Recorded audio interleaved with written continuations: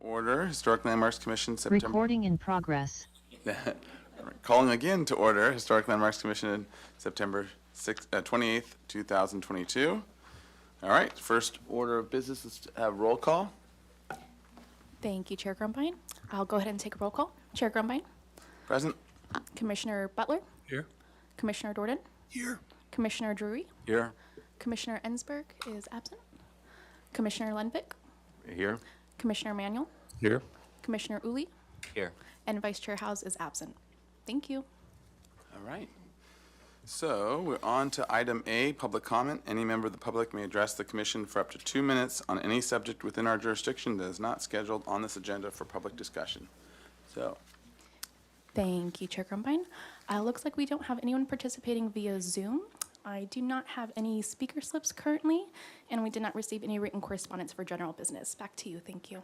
all right, so anyone public comment one last time to the room? Nope, okay, we'll close public comment and on to item B, approval of the minutes of Historic Landmarks Commission meeting September 14th, 2022. Motion to approve the minutes. All right. Second. Got it. Motion by Commissioner Uli, second by Commissioner Drury.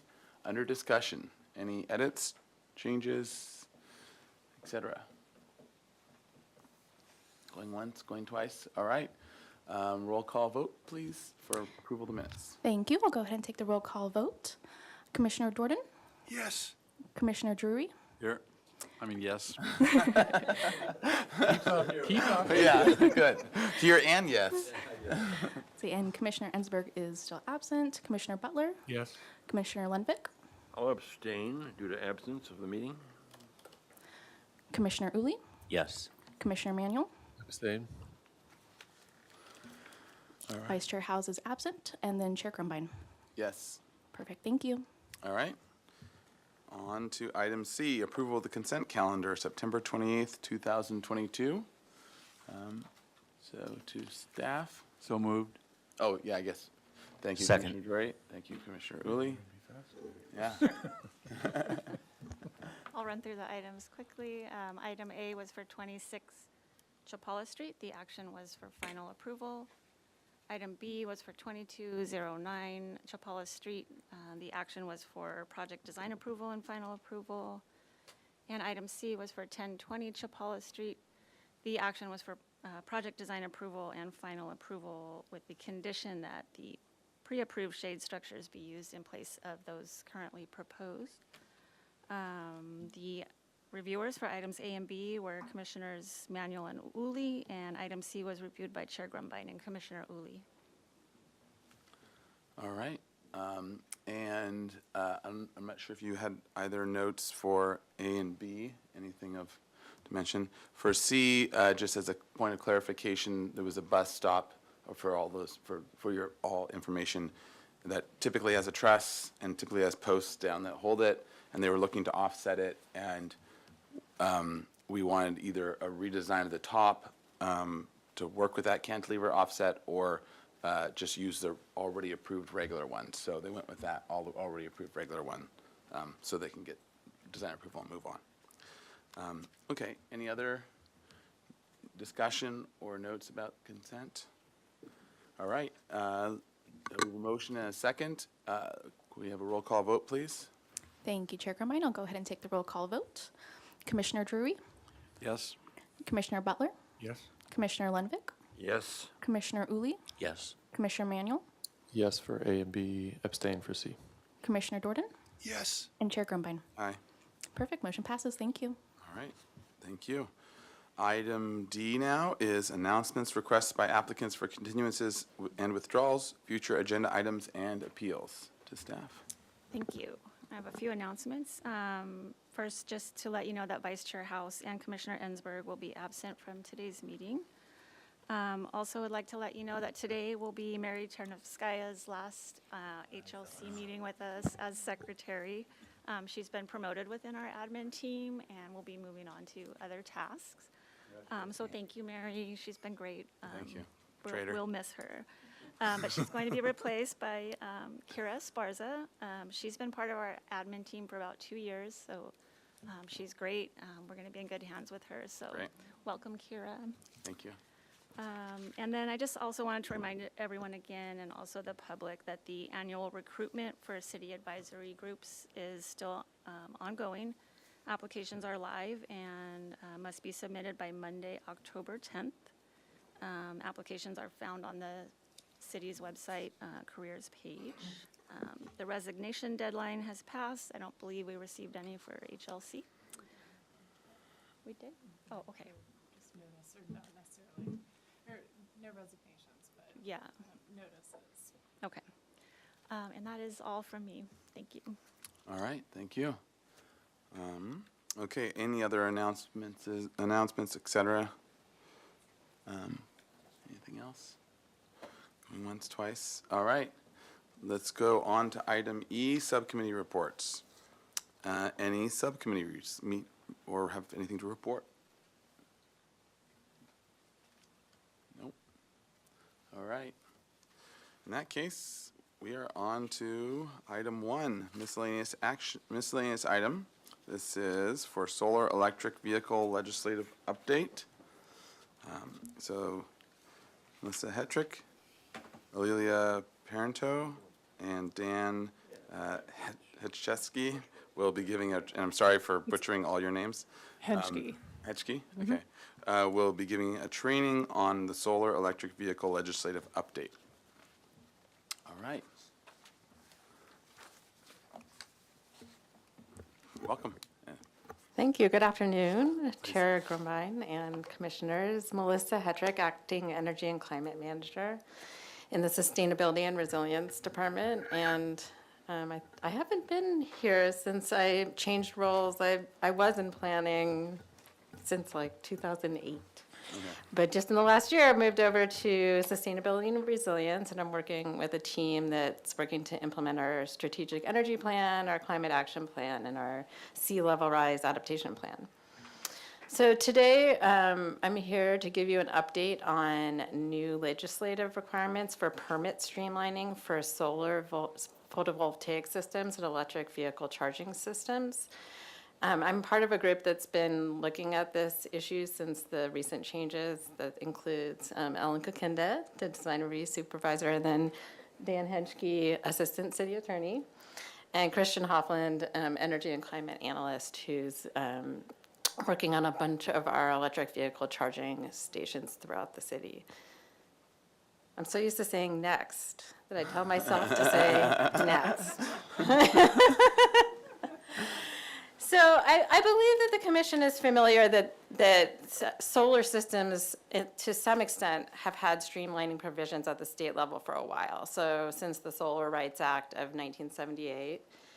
And following, there's been multiple updates by the legislature. And as those streamlining provisions get updated by the legislature, they update Government Code Section 65850.5. Our Santa Barbara Municipal Code 2291 incorporates that state section by reference. So as the legislature updates the streamlining provisions, they're kind of automatically applicable to us. We don't have to do ordinance amendments to incorporate them usually. And essentially what those have said for a while is that solar energy systems only need ministerial approvals unless there's a specific adverse threat to public health and safety. The Government Code section specifically prohibits design review for aesthetic purposes, although objective development standards in our municipal code that address health and safety still apply. So those are things like maximum height requirements, setback requirements, just any type of objective standard in our municipal code still applies. And then coastal development permitting still applies. So last year, AB 1124 was passed, which greatly expanded the definition of what is considered a solar energy system that is subject to the streamlining provisions.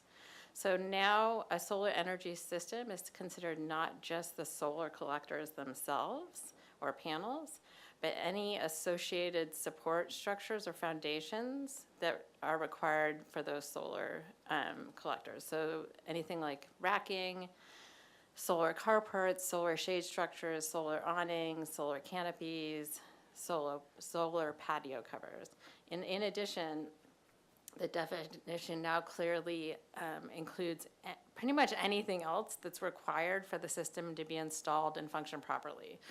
So batteries associated with the system are exempt, trenching that's required to put in conduit, grading for foundations if transformers are needed, landscaping for screening, and tree removal if that's needed, is also covered under the solar energy systems, which are streamlined. In addition, AB 1124 expanded the streamlining provisions to any type of solar project serving any type of utility customer. So residential, commercial, industrial, you name it. Oh, again, used to saying next. So similarly, the legislature at the same time made similar updates to the streamlining, permit streamlining provisions for EV charging stations. And almost very similar to the solar ones, we have SB Municipal Code 2292, which incorporates Government Code Section 65850.7, which is updated regularly by the legislature. In 2021, AB 970 was passed that again expanded greatly the streamlining provisions for electric vehicle charging stations.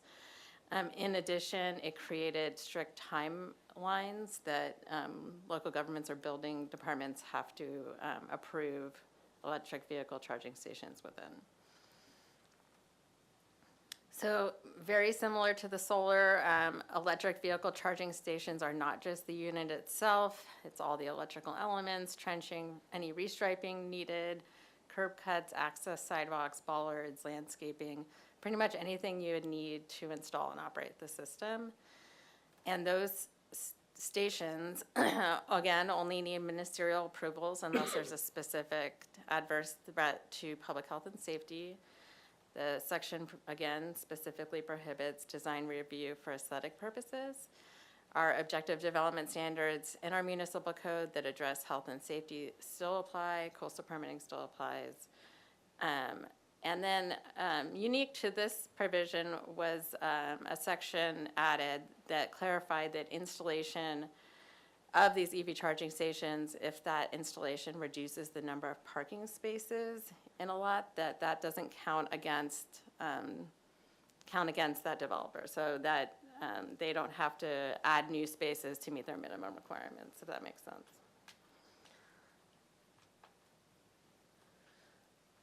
So city staff have been are in the process of updating our procedures and application materials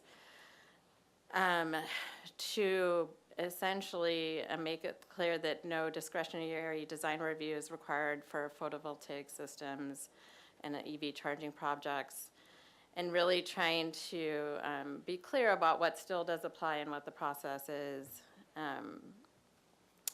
Staff has been working interdepartmentally and is working now to update our best management practices that are included in our solar design guidelines, which are now very out of date. They're technologically behind, but there's still a lot of good information in there. It really just needs kind of a quick update with some new information. And in addition, we're wanting to put together some landscaping guidelines so that people will hopefully screen these projects, and if they do so, follow the landscaping that we'd like to see them put in. So the questions come up about municipal solar projects and EV charger projects. And so for the municipal projects, just like in the private sector, we are really needing to get these in fast for several reasons. One is related to both the state's goals and the city goals to ramp up quickly EV charging ability. And that increase in EV charging is really going to require maxing out our solar capabilities to the extent feasible. In addition, we're finding that there's quite a bit of funding sources coming down from the state for these projects, but they are on timelines that assume that these projects are streamlined. And we're having even trouble now meeting funding timelines when permitting gets extended. And so staff has been exploring several options to ensure that our public places where these are going in meet the city's design goals, and that, you know, we've put a lot of money and time into these public places, especially downtown and in El Pueblo Viejo. And we want to make sure these projects meet those design guidelines. But we also need the process to move quickly. And so staff's conclusion is that solar voltaic and EV projects on city property will not go to design review boards, but they will be required to adhere to the best management practices that we are putting together unless there's a very specific cost or project prohibitive. And in addition, we'd like to start including those best management practices in our right up front with our request for proposals for these projects, so that they are factored in when people bid on the projects. And that's been a problem as things have changed during design review. Then we're often in like in a later phase, and it's a problem. When people add columns. Like when people add columns, yes.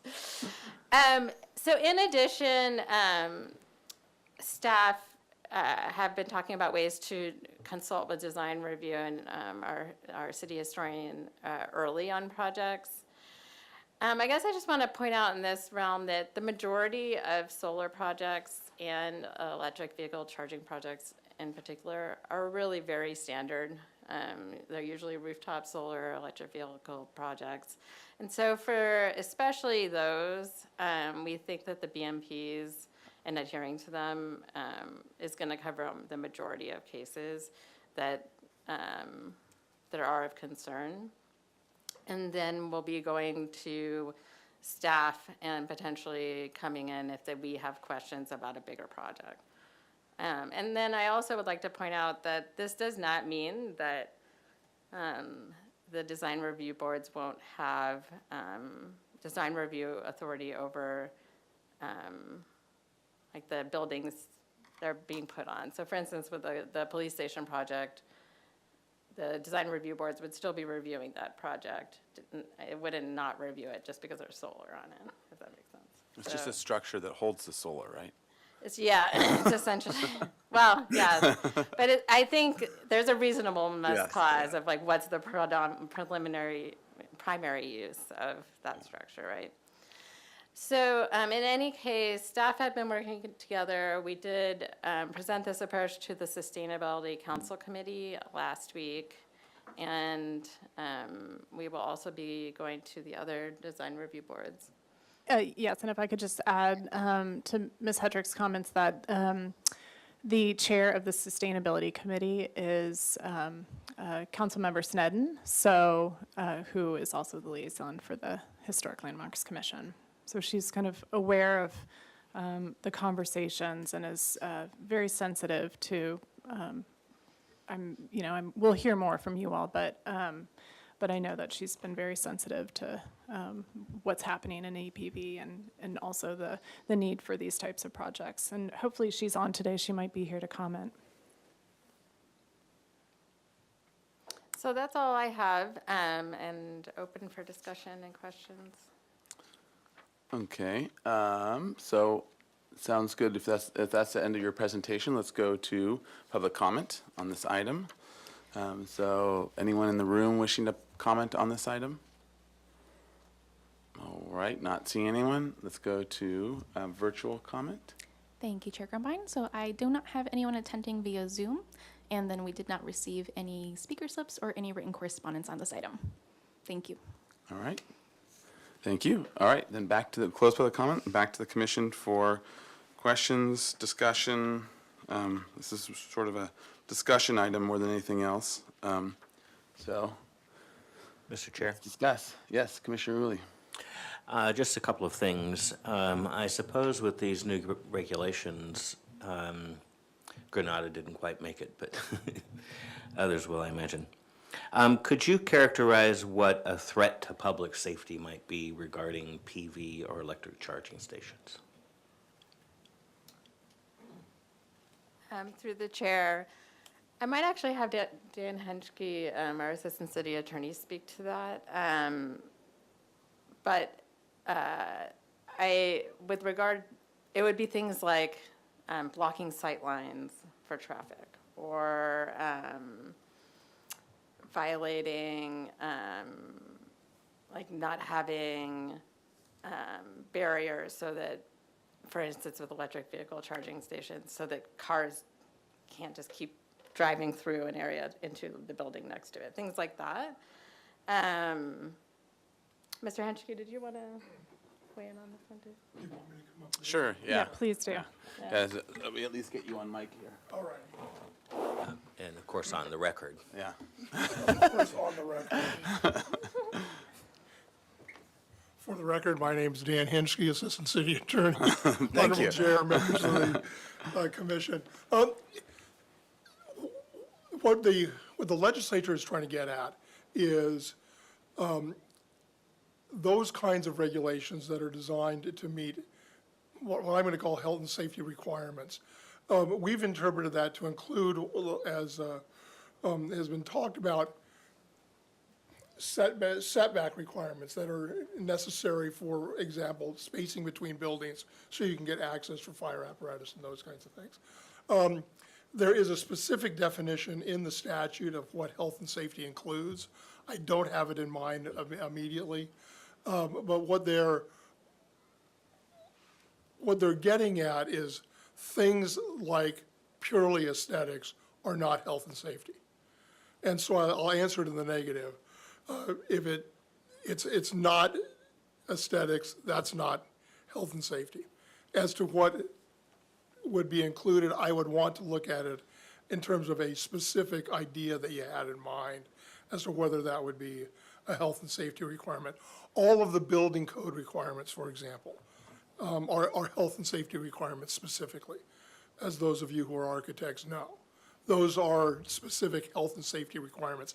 In fact, the way that the state law is designed, it's really enforced by the building official. And the building official makes the determinations as to whether the structure meets the design when I say design, the criteria for construction of the particular structure as a ministerial matter. Does that answer the question? Generally, yeah. But yeah, if painting it orange or green doesn't affect its functionality, then it doesn't matter. Yeah.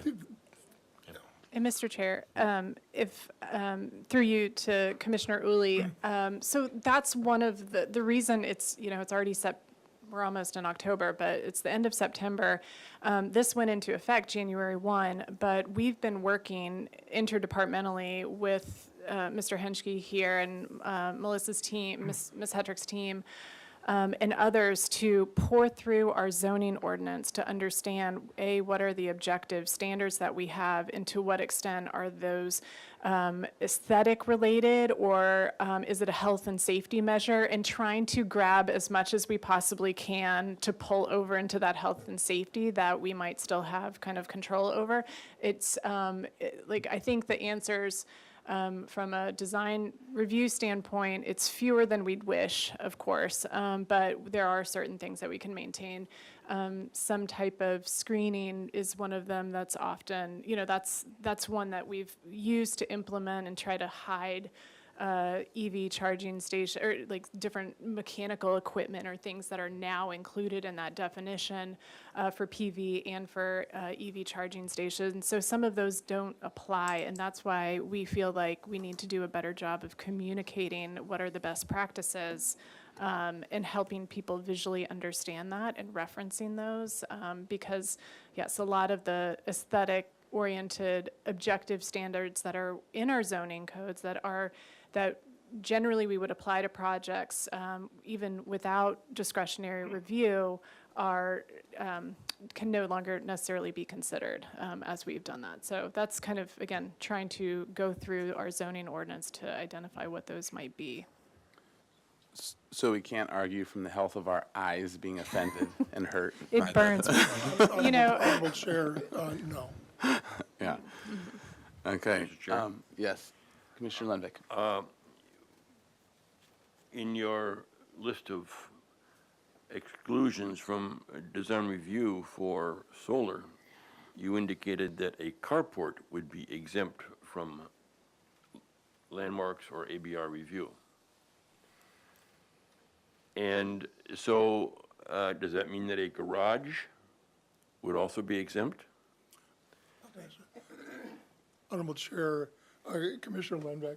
No, a garage is not exempt. There's a certain principle in even the law that common sense has to prevail. Okay. And a structure that has an independent function, such as a garage, is not, by virtue of being a garage, a support for a solar so that it exempts the entire structure. I believe this was answered by Ms. Hetrick earlier in the presentation when she said it doesn't, simply because you have a solar panel on a roof of a house, that house does not become entirely exempt from all other reviews. I understand that, but she did also list carport. Carports are specifically referenced as solar support structures. And I think it's helpful to be kind of practical, real life experience when we're talking about these things. For example, the carports that are on the school district property across the street, those are carports, but they're primarily a solar installation. And so those as solar installations would be exempt. And the legislature specifically amended the definition of the solar structures when it's actually in the civil code that gets incorporated into the government code that gets incorporated into our municipal code. They specifically reference those kinds of structures as being solar support structures exempt from design review. All right. Okay. Mr. Commissioner Chair, Doran. first of all, thank you for this opportunity to discuss this. I'm also on the Objective Design Standards Task Force, so I'm already encountered some of these issues. I'm curious about a couple of things. AB 1236 and AB 970 apply, quote, to essential components and infrastructure necessary for charging station functions. And I'm curious, there's no mention of landscaping. For example, there's no mention of signage. So I'm trying to figure out where is the edge of what is covered by a streamlining process. For example, could an applicant remove an existing tree from a site to put a charging station in? Honorable Chair, Commissioner Dornan, I'm sorry, I don't know all of you. Some of you, this is the first time I've ever seen you, others not. But we have determined that if there is a separate independent ordinance that regulates the removal of the tree, for example, if it's a setback tree, that independent ordinance would apply. If it's simply a tree that is in the, for example, the middle of a parking lot because it was there by some prior review, and in order to install an electrical vehicle charging station facility, you had to remove the tree, that tree would then be removed. Yeah. Earlier this year, we had a project on 36 West Carrillo that was here for review, which is a corner site. And again, the same kind of issue. I'm looking for the edges of this. Could the applicant install neon signage in the EPV? This is in the EPV. Could an applicant install wire mesh fencing around the site? Because I would argue neither of those are essential components. Where's the edge of this? Honorable Chair, Commissioner Dornan, I agree with you. Those are not essential features. But let's say, for example, the electrical vehicle charging station had a display function on it. That display function is part of the operation, and that would be exempt from review, even if periodically they might use it to show an advertising sign or something like that. But that's a slightly different issue, but that was an example. The wire fencing, I assume it's not a security device that is essential to the functioning of the charging station. If it's not, it can't be put there. That's subject to separate review. Well, if I could continue, there was another project where we had a similar issue related to the charging station and a trellis. The charging station was not subject to review. The trellis that the applicant wanted to put on was subject to review because it wasn't part of the essential structure for the charging station. But Commissioner Jordan, something that we've also talked about, though, is if, let's say you're putting in an electric vehicle charging station, and in order to meet our code, our health and safety code, municipal code requirements, you have to put in landscaping for SWIMP or some other permit requirement that's required for that project that still applies. That required action does not kick it into design review either, because you essentially can't do that project unless you put in that landscaping, if that makes sense. So that landscaping doesn't require HLC review or whatever. And I think that's a good thing, because we want them to do some of those things. But that's another line that we've been talking about. And yeah.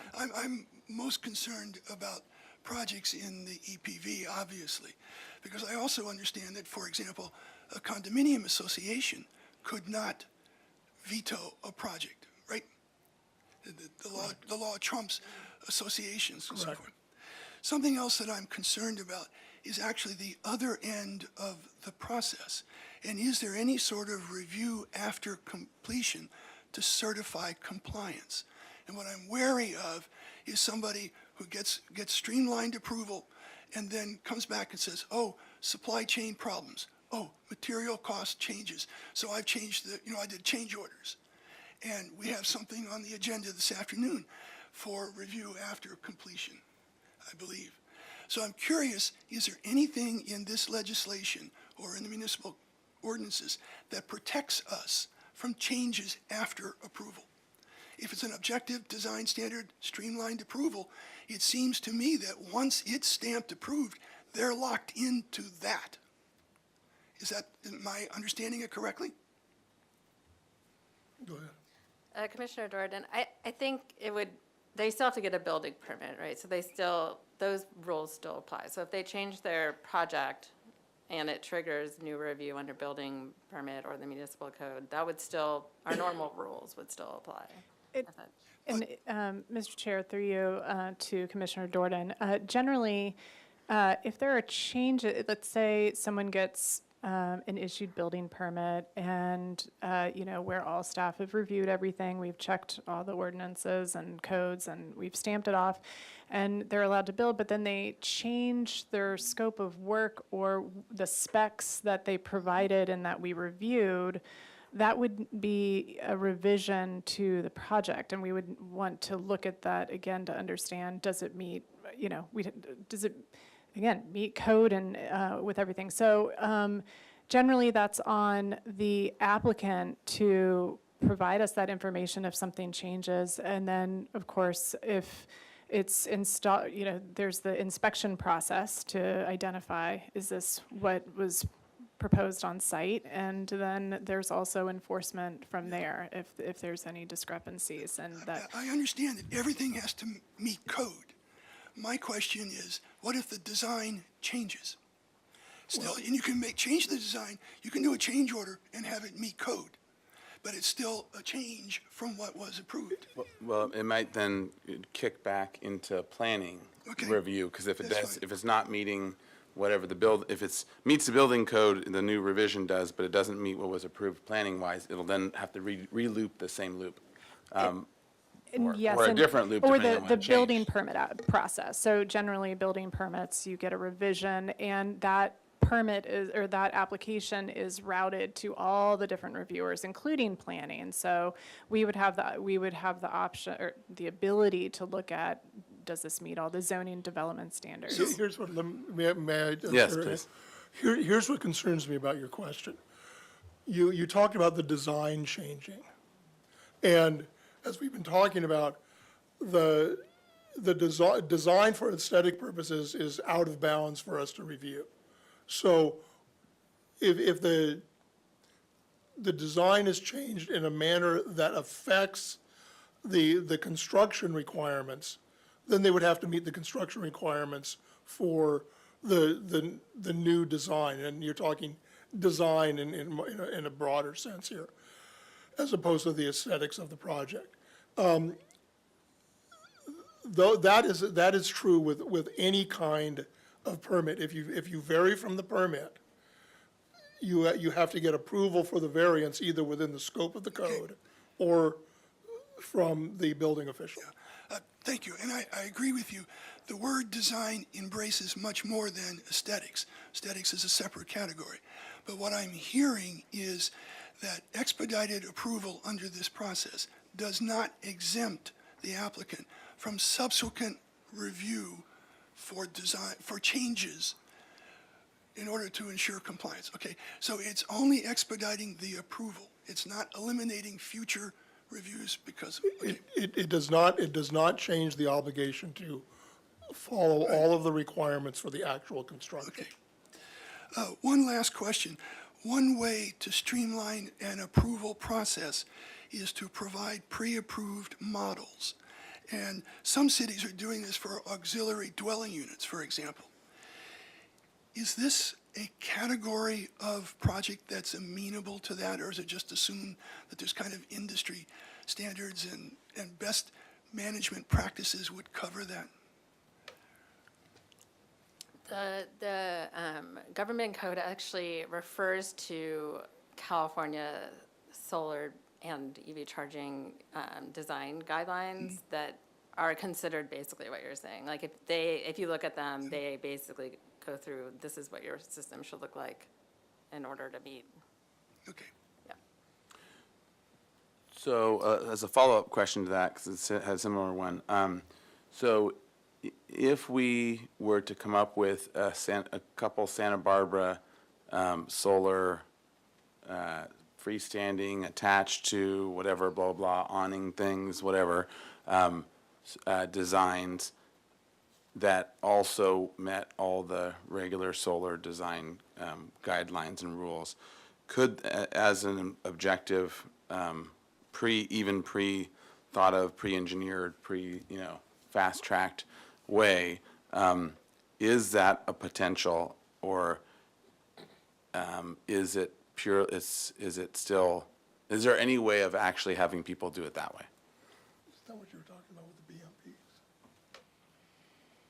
Chair Grambine, so are you talking about, So if we took that awning that we, or that trellis structure that we agonized over for a year or two or three, or whatever it was, and we had said, in the end of the day, we said, this is the perfect one. I don't think we think that, but this is the perfect one as a way of spanning large, parking lots, and this is what we want to see as a standard. If we came up with that and this is how size the trellis members, this is your screening, this is the deck mount, this is the everything, and is that as a prototype or as a type? Can we say this? We want you to do this, this, or this, option A, B, or C as your types of trellises with solar on top of it, or these, is there? In other words, we're looking for proactive ways of designing something that looks good, like our trash cans, like our Right. lampposts, like our everything, and coming up with ways that people can install it in a beautiful Santa Barbara way, but it doesn't limit their, the other things, and it's not, crazy cost increase or things like that, and maybe other ways that they could. If it's a little bit more cost to paint it Malaga green and to and to have an extra scroll on the arm or whatever, but if they're already coming up with a pre-approved thing, then you can save some costs on that end and manufacture away. that might help actually people choose if we can't actually enforce it. Like if we can't say you must choose either option A, B, or C. Because obviously legislation is like trying to in every way, shape, and form to keep cities and municipalities from doing that. So is that an option? Yes, Chair Grumbine, that's essentially what we're proposing with the BMPs. For private projects, we can only suggest it, but I actually think in a lot of cases, they might just paint it Malaga green Yeah. if that's suggested. And then, and then for our own projects, we're essentially, that's what we're saying. We're committing to do these BMP projects to the extent that that's possible. Obviously, there's different site constraints with different Sure. sites. And I would say that if it gets more complicated than that, then we'll be working closely with. Yeah, but I'm wondering about it even more than just the city projects, right? So, that, I know that in a lot of ways, we can't restrict a lot of things, but if we do come up with good standards, chances are a lot of people will use them. And, yeah. Yeah, Honorable Chair, your suggestion is a good one, and there's two aspects to it. One is, can you create it as a suggestion? The answer is clearly yes. Can you mandate it as a requirement? That's a more difficult question, and in most cases, it's probably no. There is I'll be frank, there is a question about whether within, for example, the EPV, it could be required. And the answer, I don't know the answer to that. I think it's more likely than not that we can't, but it's obviously something that we could, as we're getting, once we get the standards in place, it's something we're going to want to take a look at again. Okay. There are other issues that come up. For example, if you have a historic designated building, what is the impact of this legislation on a historically, an actual building that's been historically designated? If the owner, and in this case, it's probably more likely than not going to be a private owner, wanted to do this, could we say no? That's a destruction or alteration of a historic structure that's regulated under a different law. That, Councilmember Snedden asked me that question when we had this before the Sustainability Subcommittee, and I said, I don't know. But there's a strong argument that that the historic designation would trump I want to put a solar panel on top of the red tile roof. Okay. So, Chair Grumbine, I think for your standard solar project, that's just rooftop solar, that that meets the guidelines, even on a historic structure that our historian sees all the time. I think what we've discussed is that likely wouldn't trigger HLC review because it wouldn't usually be considered a significant adverse impact to that structure. This is where if somebody wanted to do some major changes to put in some solar, that's where we would have to look at the demolition or the historic demolition ordinance and see if that applies and start thinking about it. In this case, because it's ministerial only, CEQA doesn't apply. Okay. And so that's something to think about. But in speaking to our historian, the majority of cases in historic structures, if it's placed right and done right, is not going to significantly change the nature of the historic structure. Yeah, okay. I could see that argument. So, what could be good next steps from Historic Landmarks Commission side of things to get the most, beautiful solar panel structures in this side of the Mississippi? Well, if Yes, I Commissioner beg your Drake, pardon. please. Yeah. If I've been listening, we'll never see them again. We won't see solar projects at HLC. Can I add to that? Yeah, well, that's sort of the question is to, not that we see it, but that we see it in Santa Barbara. Yeah, just as a footnote to this, we're talking in this conversation about today's current technology. technology that's getting installed today is anywhere from 1 to 3 generations removed for most technology. So panels on roofs, that stuff's going to go away or be outdated in about 10 years, maybe sooner. There's already technology for within window, spray on. Any flat surface can suddenly become a solar collection platform. So when I first saw that, my first question was, how often does the state actually go back and look at the technical capabilities of the industry and apply that legislatively? Because this is written apparently or seemingly for stuff that's sitting in trucks ready to go up on rooftops now, not what's going to be appearing in 3 years or 5 years, et cetera. So I envision the collision, and I use that word intentionally, between design and technology is going to become more increased over time due to that effect. The state is updating the California solar guidelines that are referred to in this section regularly. And I would say they're fairly regularly updating this section. And in fact, it's hard to keep up, but we'll see what happens. I mean, right now, there are great technologies coming, but the cheapest thing for most residents is still to get solar panels that go on your roof. And so that's how they're addressing it at this moment. If I can add to that point. Yeah. To me, that suggests as a technologist that the adaptation is going to come from the commercial side and the residential side, not the city, state government side, meaning they will be the first to adopt the newest technologies, either for cost purposes or subsidies or whatever. So we will see it first probably happen in those markets, commercial and residential, less than city or governmental. And then the thing that solar spray paint is attached to is now exempt from design review as well. Exactly. The Arlington Theater is now a solar collection. Right. As long as it's Malaga Green. All right, so, and just keep in, oh yeah, okay, right, we're doing okay. So keep on this moving forward. So and it seems like I agree, not being that technologically advanced, still drawing with my pencil. I still, that seems right, it makes sense, and then that there's gonna be a large, curve that everything's behind, but, in the meantime, in the world of that curve, in the next decade or two, can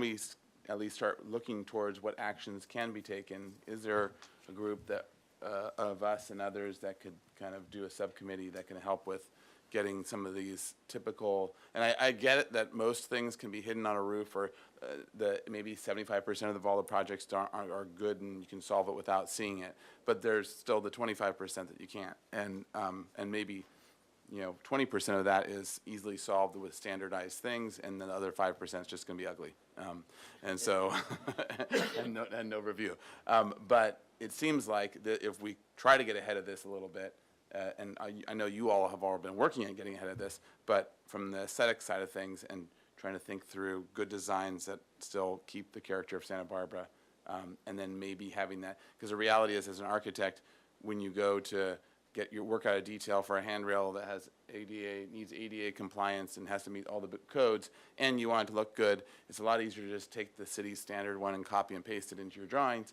and that just having that an easy thing available that isn't crazy expensive, but that still keeps the same look is probably the best way to go. To at least catch most people with that. Yeah, Mr. Chair, I just want to point out to you and the commission, we have our solar energy system design guidelines, and that's from 2006. So a lot of it, again, from a design standpoint, with the still kind of traditional solar panel models on rooftops is very, the information in here is really good. Clearly, the technology is still a lot of this needs to be up to date. And I think it's just acknowledgement that we really have no clear best management practices for EV chargers and kind of what that is, and that, or at least from a design standpoint in our guidelines, but not to say that they don't exist, but something that could be built on. And you'll see in terms of kind of pre-approved designs.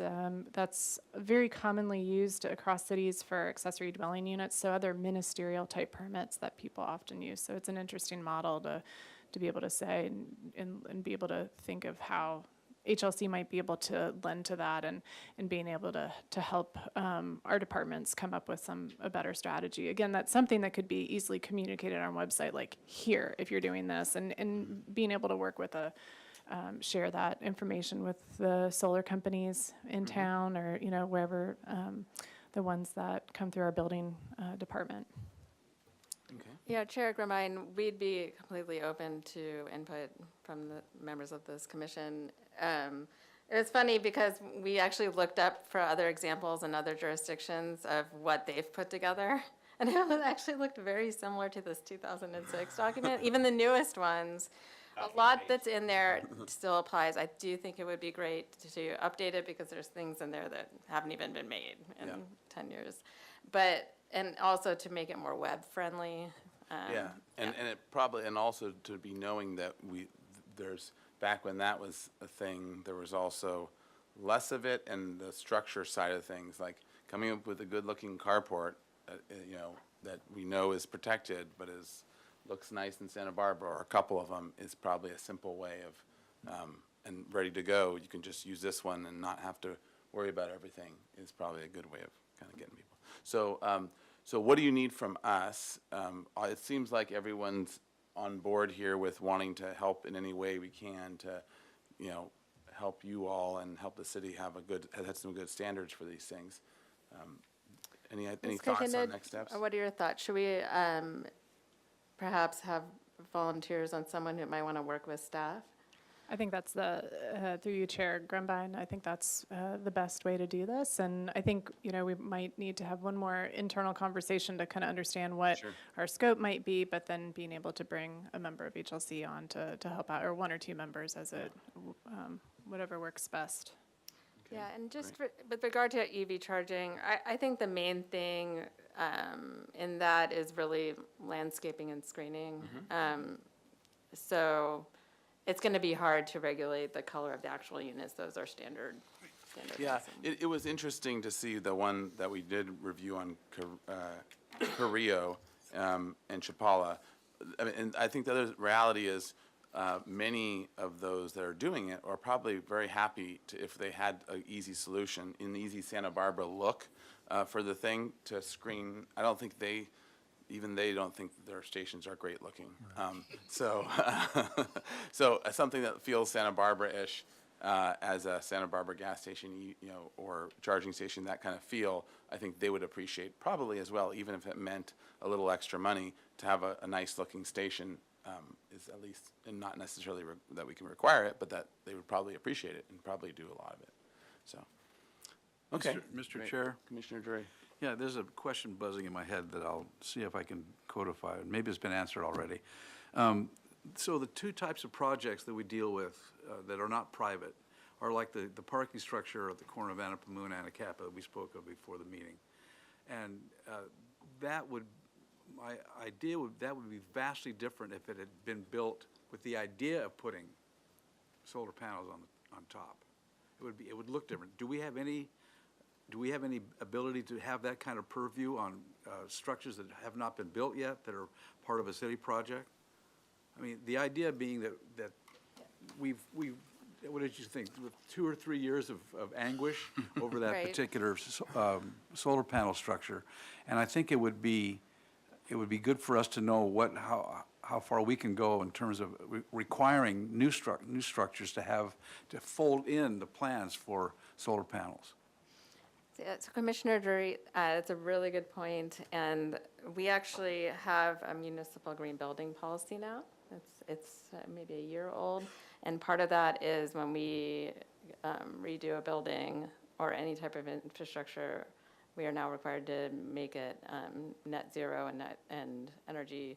So for instance, the police station has to at least try to generate enough energy as it's expending. And so part of the design of that project from the very beginning now is incorporating solar design into it. In addition, the state legislature now requires new residential buildings to, or is it just multifamily, to step out for solar, and more regulations of that sort are coming down from the state. So, Actually, the two projects I would use as an example, this parking structure and the new police station, which will incorporate solar panels for net zero, at least an attempt. So that would be, that's not us, I think that's the ABR, right? That's correct. But I would hope that the design would incorporate the required solar panels in an aesthetic way. Thank you. Mr. Chair. Unless they don't want to do what ABR said, they wrap the tower in solar panels. All right, thank you. Okay. Okay. All right, any more? Yeah, we should move on from this item.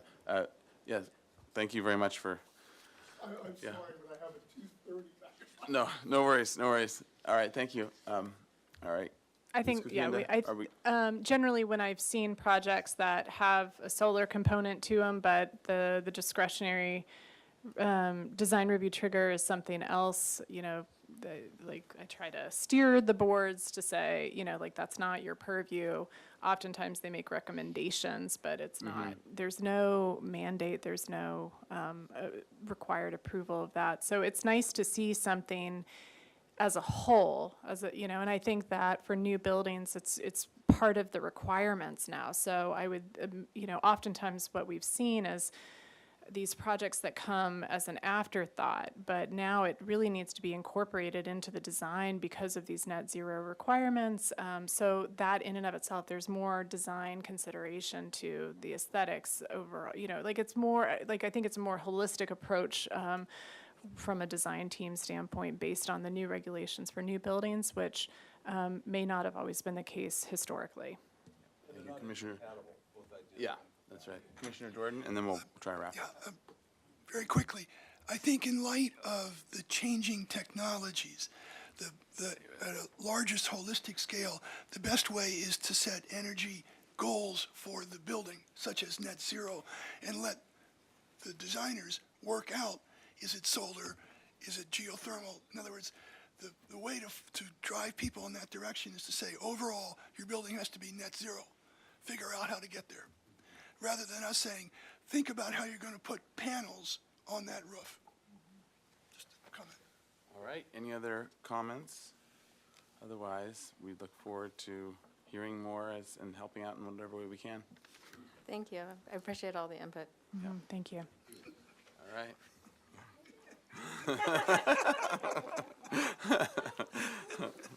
All right, for the record, Solar Electric Legislative appreciate our input. All right, on to item 2. This is a new item, one-time pre-application consultation. This is 1242 Dover Lane.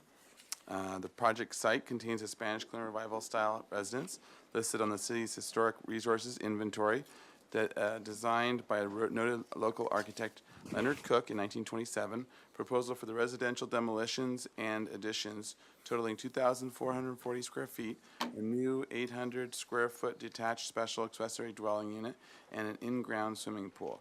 This is a one-time pre-application consultation.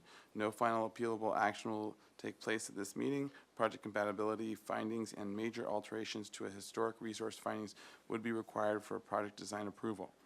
And there was a historic significance report and an applicant narrative. Welcome.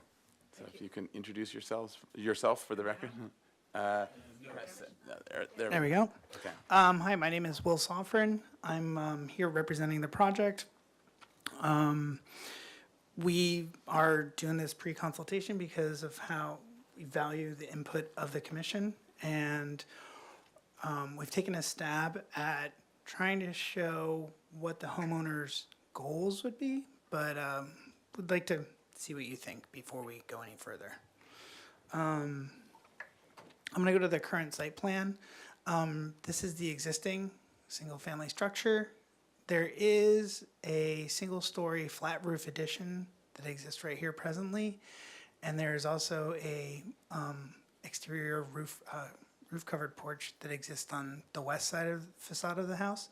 So we would like to demolish those two unfortunate additions and then build a new two-story addition with a basement that will be exposed. So we're considering that a story as well.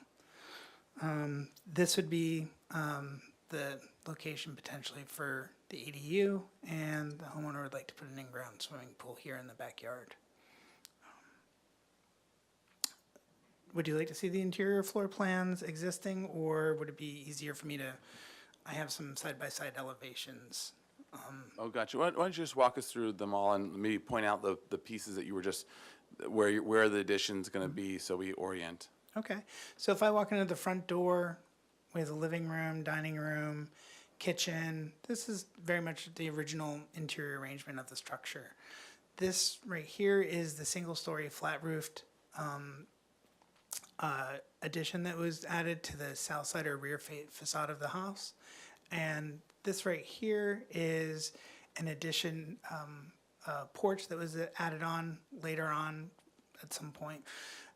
This porch, because the topography is very high, it's at the level, same level as the floor of this main level, but there's a large staircase to take you down in the backyard because of the topography. This is the covered porch that I was talking about that was added to the west facade of the structure. And can you sort of outline where the new addition's gonna go? Yeah, the new addition is going to go, we're going to expand, we'd like to expand out to the setback for the side yard here, and the addition will push up this way. I can show you in another sheet. Sure, okay, great. This is the existing second story. Got a couple three bedrooms, small closets, and one shared common bathroom.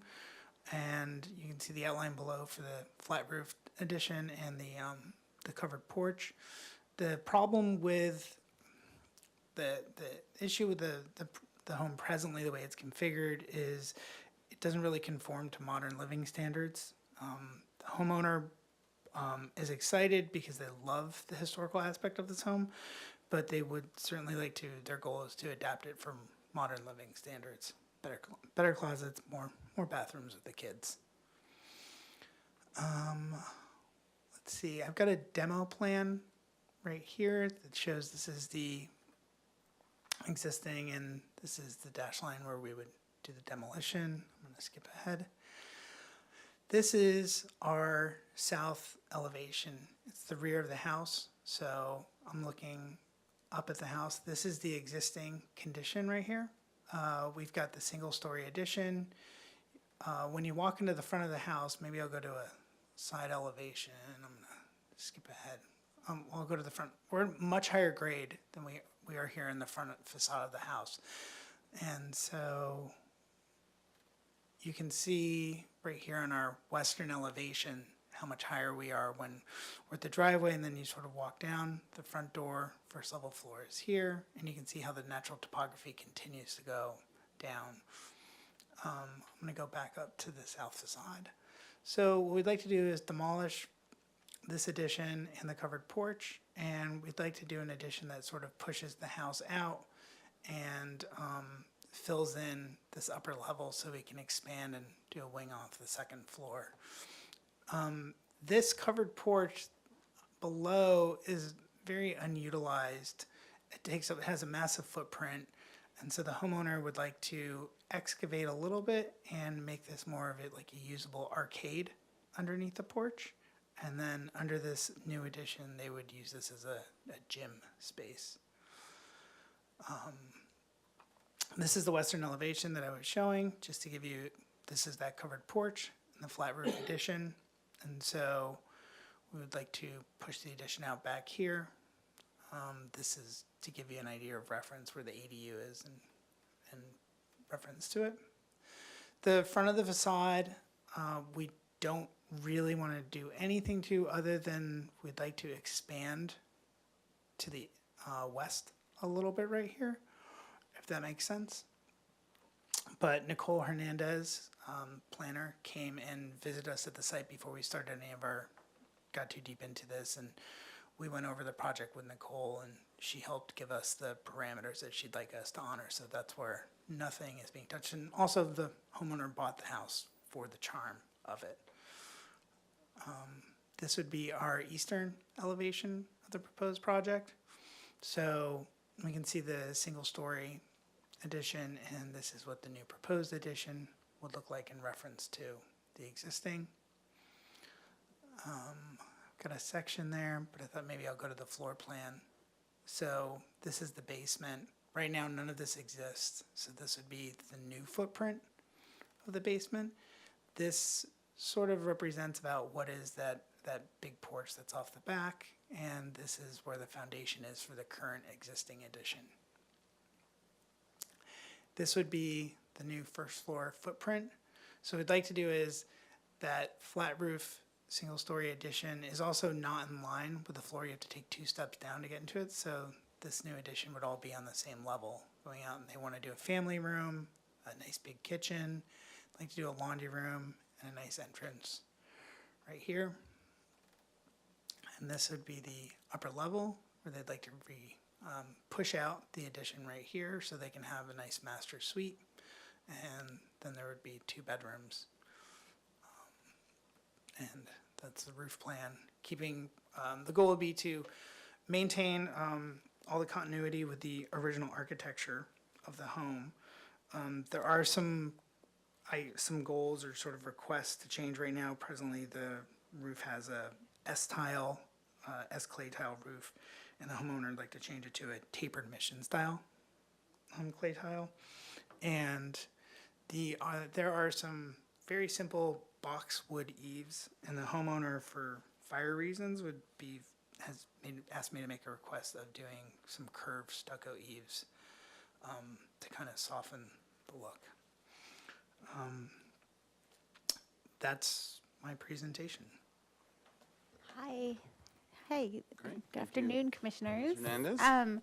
We have the original blueprints for the house, as well as some floor plans, but we have the rolled blueprints from our files too. We found them the other Oh, day. great. If you want some references, we Sure. brought them to me. It is Are we in allowed to pa- look at that anymore? They're like in solar paper panels. in our archival quality that we do at the city, rolled with a rubber band. Makes me crazy. All right, yeah, so why don't, as part of it, why don't we take a look at those as well? I think that'll be helpful. Great.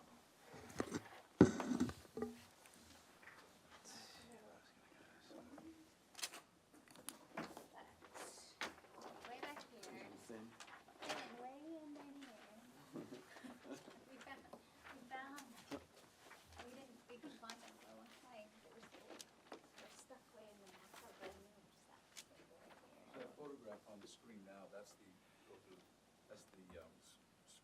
rectangular structure you're gonna get rid of? Yes, sir. And then that long. Yes. Is your mic on? No, so nobody heard that. No. I was asking if the photograph on the screen represented what's going to be demolished? Yes, sir, Yeah. that is correct. And Thank you. one point I left out was, our plan too would be sort of any demolition of any that would involve any existing windows on the rear structure or doors. We will salvage and reuse all existing windows and doors for the project. Okay, want to take a look and pass it on? Yeah, why don't you walk us through the photos as well? So while we're hanging there. So this is, I think we've just gone over that photo. This is all backside. Backside, yeah. And we just kind of wanted to give you an angle of that covered porch. Our goal with the design of the project is to try and take advantage of the topography and sort of, as the house is, kind of build the design into the hillside so that we're not having, we're minimizing the impact of the project on the neighborhood. I think if I go to my narrative, might help if I. So, this is looking at the house from the street.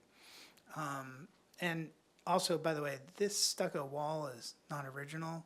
That's a part of the project too, is the homeowner is very interested in removing this non-original wall and trying to develop a new sort of front landscape facade that would be more in line with what would have been original. We can see on the original plans that there was definitely a different wall arrangement, so they'd like to soften that look. They think it kind of walls off the house too much from the street. I think this is a great example, sort of from the angle too, of the street where the addition would really have very little impact on the street. Continue to go down. This is looking east on the street. This is looking west. It's really hard to get, it was very hard to get angles of photos for this property. I'm sorry. This is looking up the hill. This is not the neighbor's home. This is not the home. This is the neighbor's house. Again, it's just kind of, I'm just going to skip through because that just doesn't really help you guys. I think this is the east facade of the home. Love it. Don't want to touch it. Want to emulate the details of this and incorporate that through the addition. The homeowner is definitely not happy though with sort of this S-tile roof. It just doesn't look great and it really doesn't complement the structure.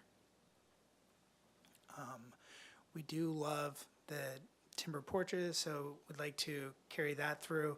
The metal railings are definitely not original, so we'd like to explore some other examples of period appropriate railings and include those in the proposal for the project. The idea here too, I think this is an important element to bring out, showing sort of the arcade that would be underneath is we've already got this grade coming down. So we're really just talking about maybe cutting 2 feet right here to restructure this so that this is a better use of space for the homeowner. And this was really sort of the best image I could. Commissioner Drury, do you want, they haven't seen the blueprints yet. Commissioner Jordan,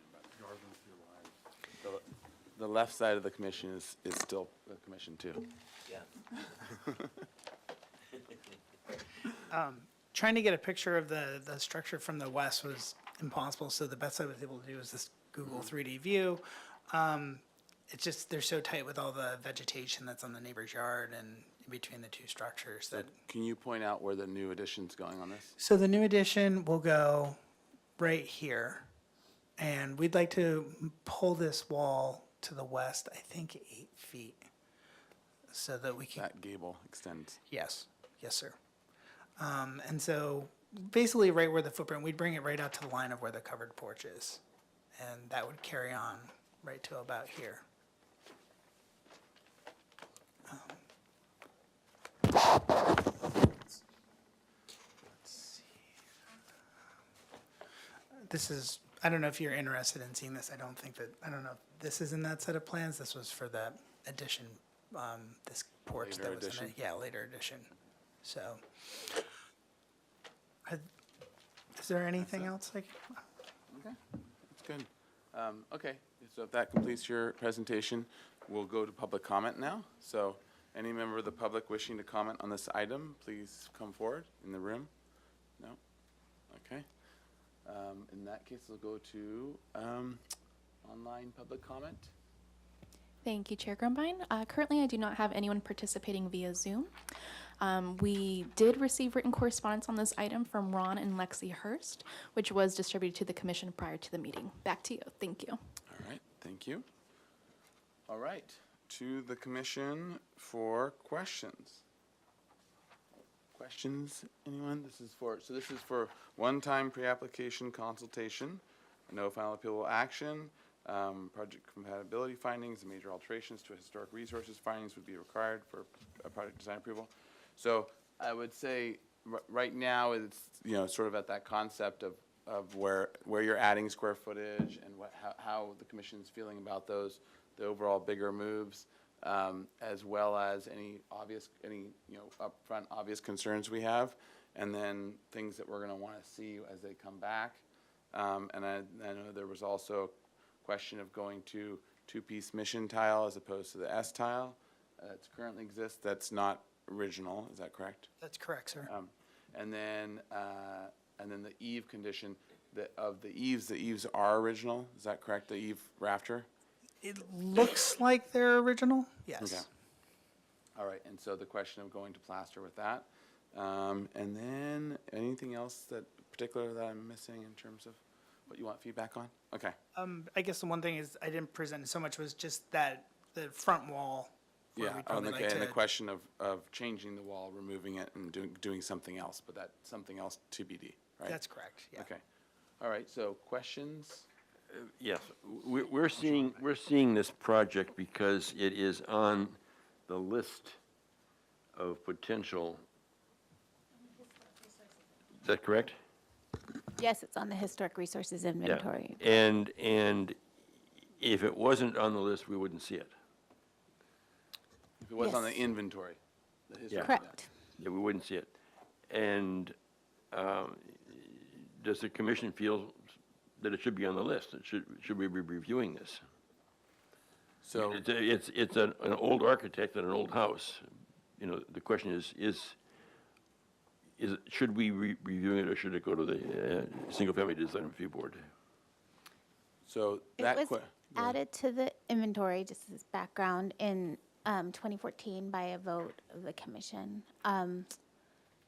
I put the significance report attached to the agenda. It does look like saw Leonard that. Cook, we've designated some of his buildings already, and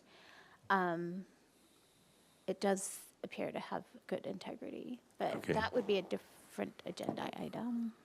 So the question you're raising, Commissioner Lenvik, of should it be removed from the list, that's the real question, because it's on the list, so Yes. it comes before us automatically. Yes, if it's on the yes, list.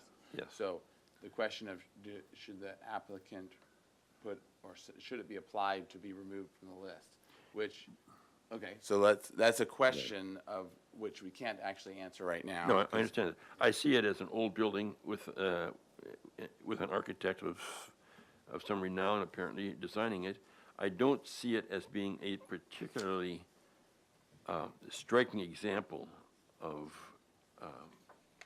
architecture. Okay, And to that end, you know, we can spend a lot of time making it better or whatever, and do we really want to do that? That's my question. okay.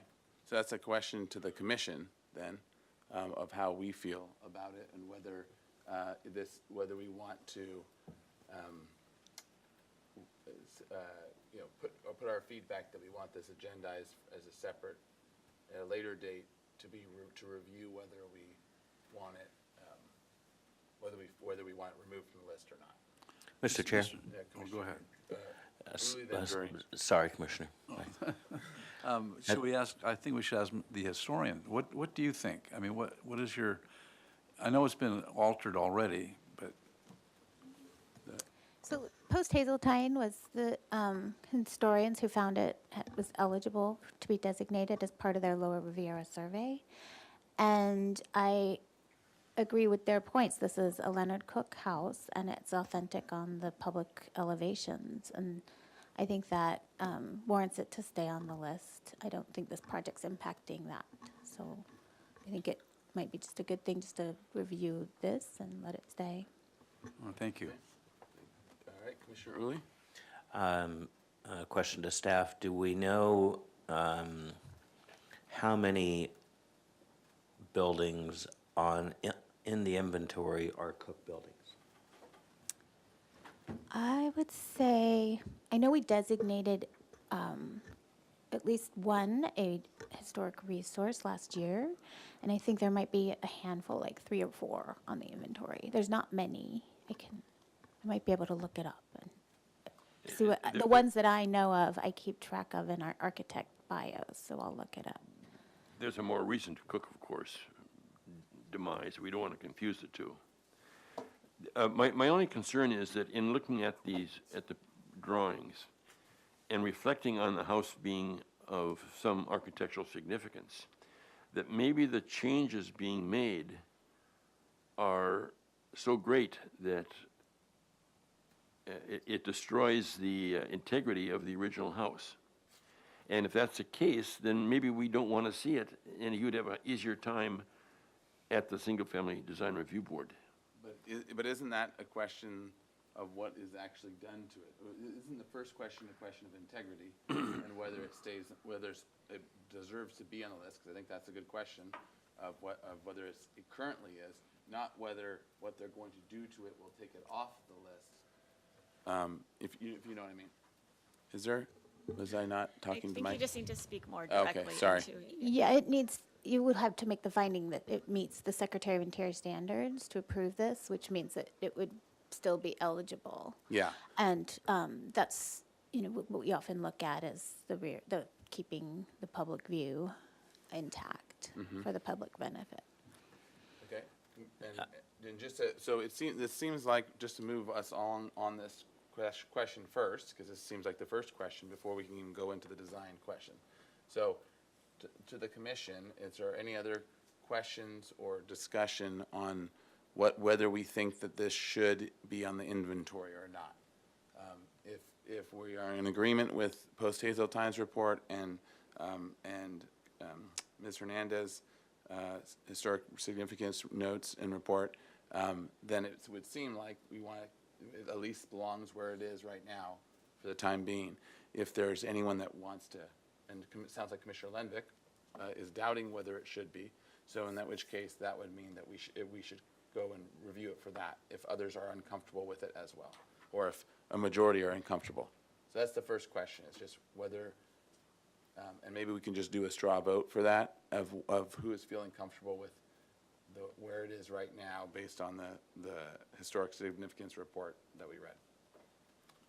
So. Well, I certainly think it's a fair question. I think it's the right that's question. for sure. We have to answer that before we can even go on to. And Cook's body of work contributes to the cultural resources of the city in I wouldn't say in a significant way, but he does contribute his body of work.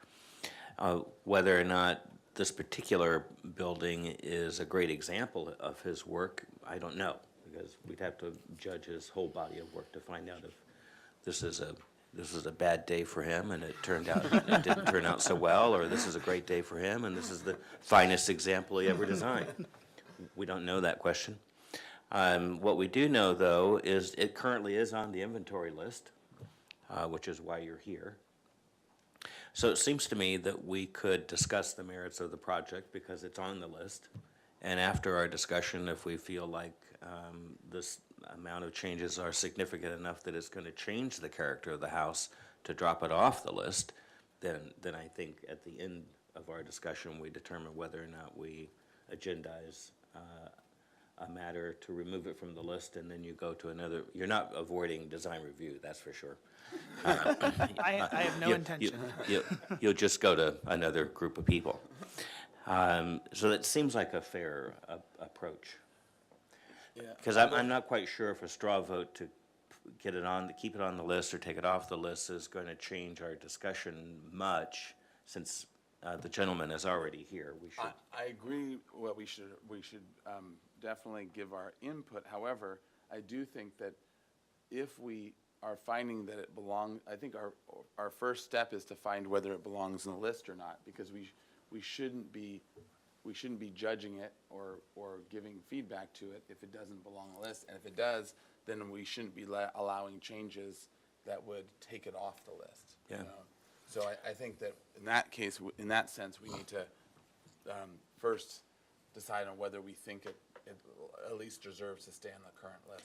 So you calling for a straw vote? Yeah, unless I want anyone else to give their input as well for that, but I do think we need to get across that hurdle first. Is the straw vote for it to remain on the list or to take it off the list? The straw vote would be to keep it as the existing is, which is, or as it currently exists, which is currently on the list and has based on the historic significance report of both Post-Hazeltine and Ms. Hernandez. And her things, but based on that, is just to continue with, do we continue with judging it based on those criteria? Or are we not comfortable with that, so much that we want to actually have a meeting on whether it actually should stay on the list or not. Because that's the only way, we can't do that right now, so. Are you going to do a roll call for this straw vote? Or we're just going to show a show of hands? Maybe we should just do a roll call. Yeah, okay, let's do a roll call. Thank you. I'll go ahead and do the roll call votes. Commissioner Butler, I go keep it as is. Commissioner Lenvick, Remove from list.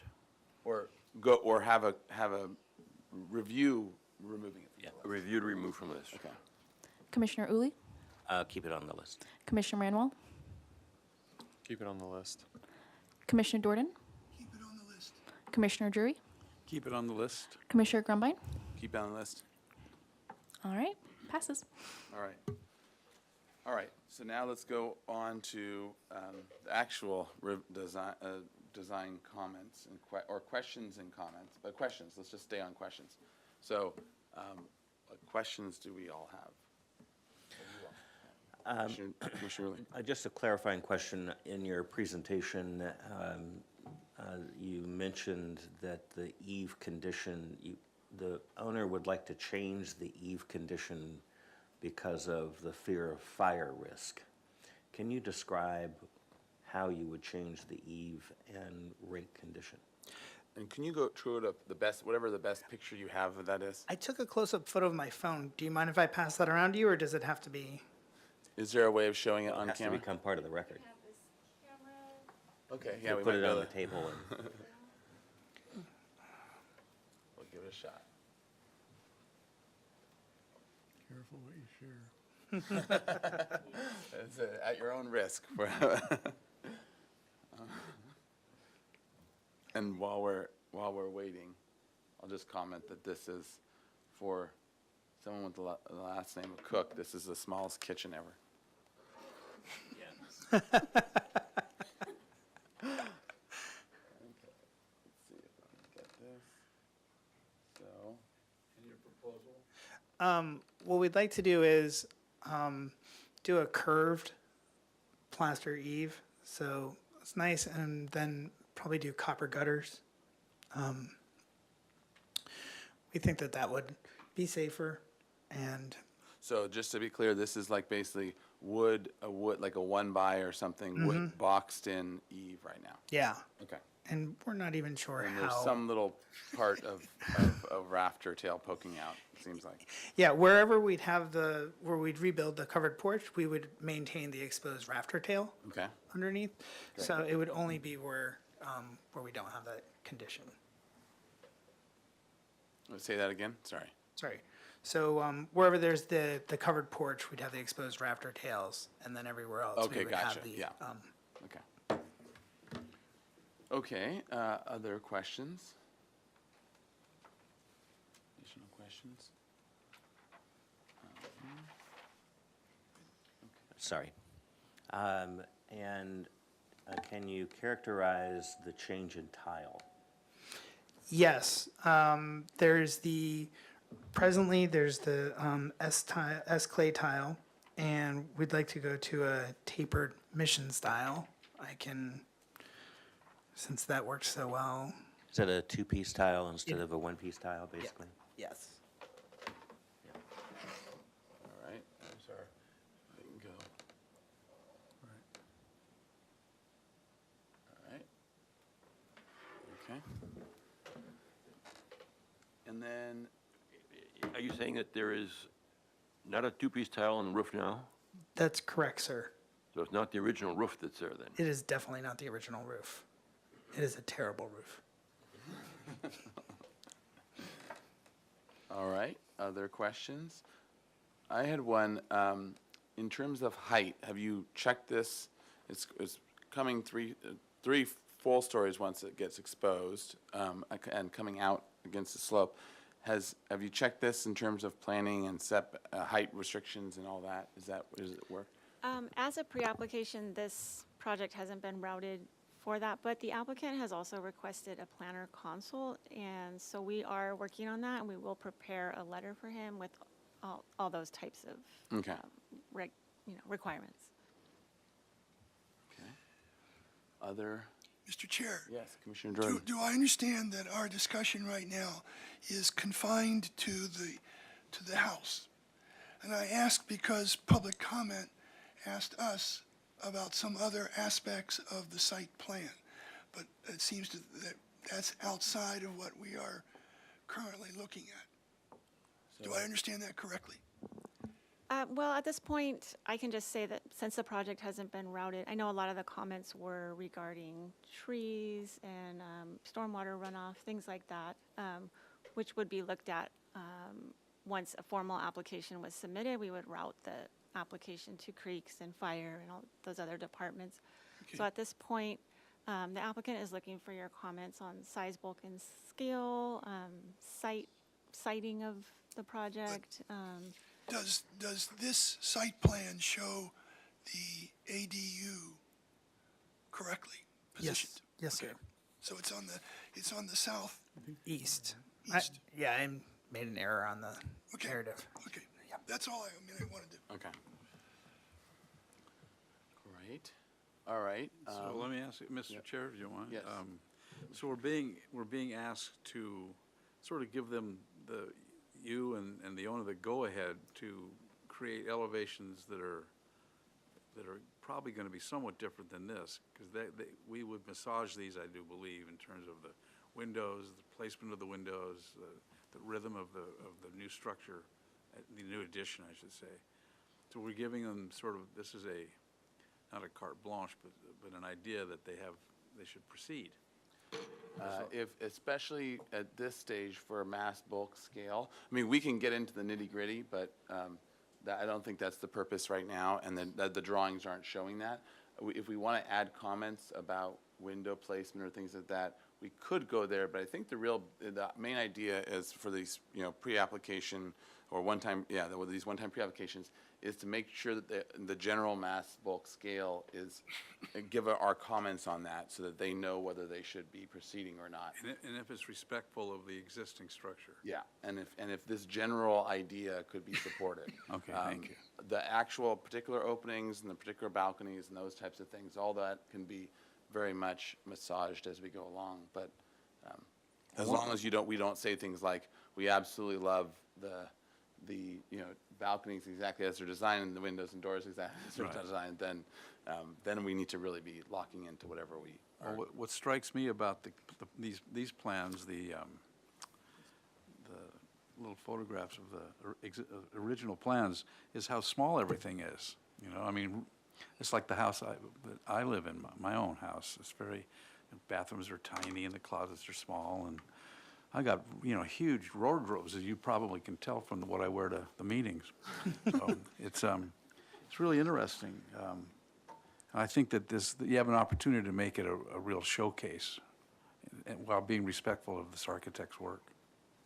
So I think that's kicking us into comments, and if there's no more questions, then that'll be Commissioner Drury starting us off on comments. No more questions? Okay, yeah, so let's go into comments, and please, this is a one-time pre-application, so we want to give that bigger picture direction of how we're finding it works with the historic.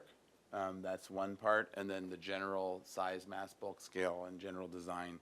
And then as well, what else we're going to be wanting to see, such as, details of doors and windows or other things, pictures of things, and all that kind of stuff that we want to see.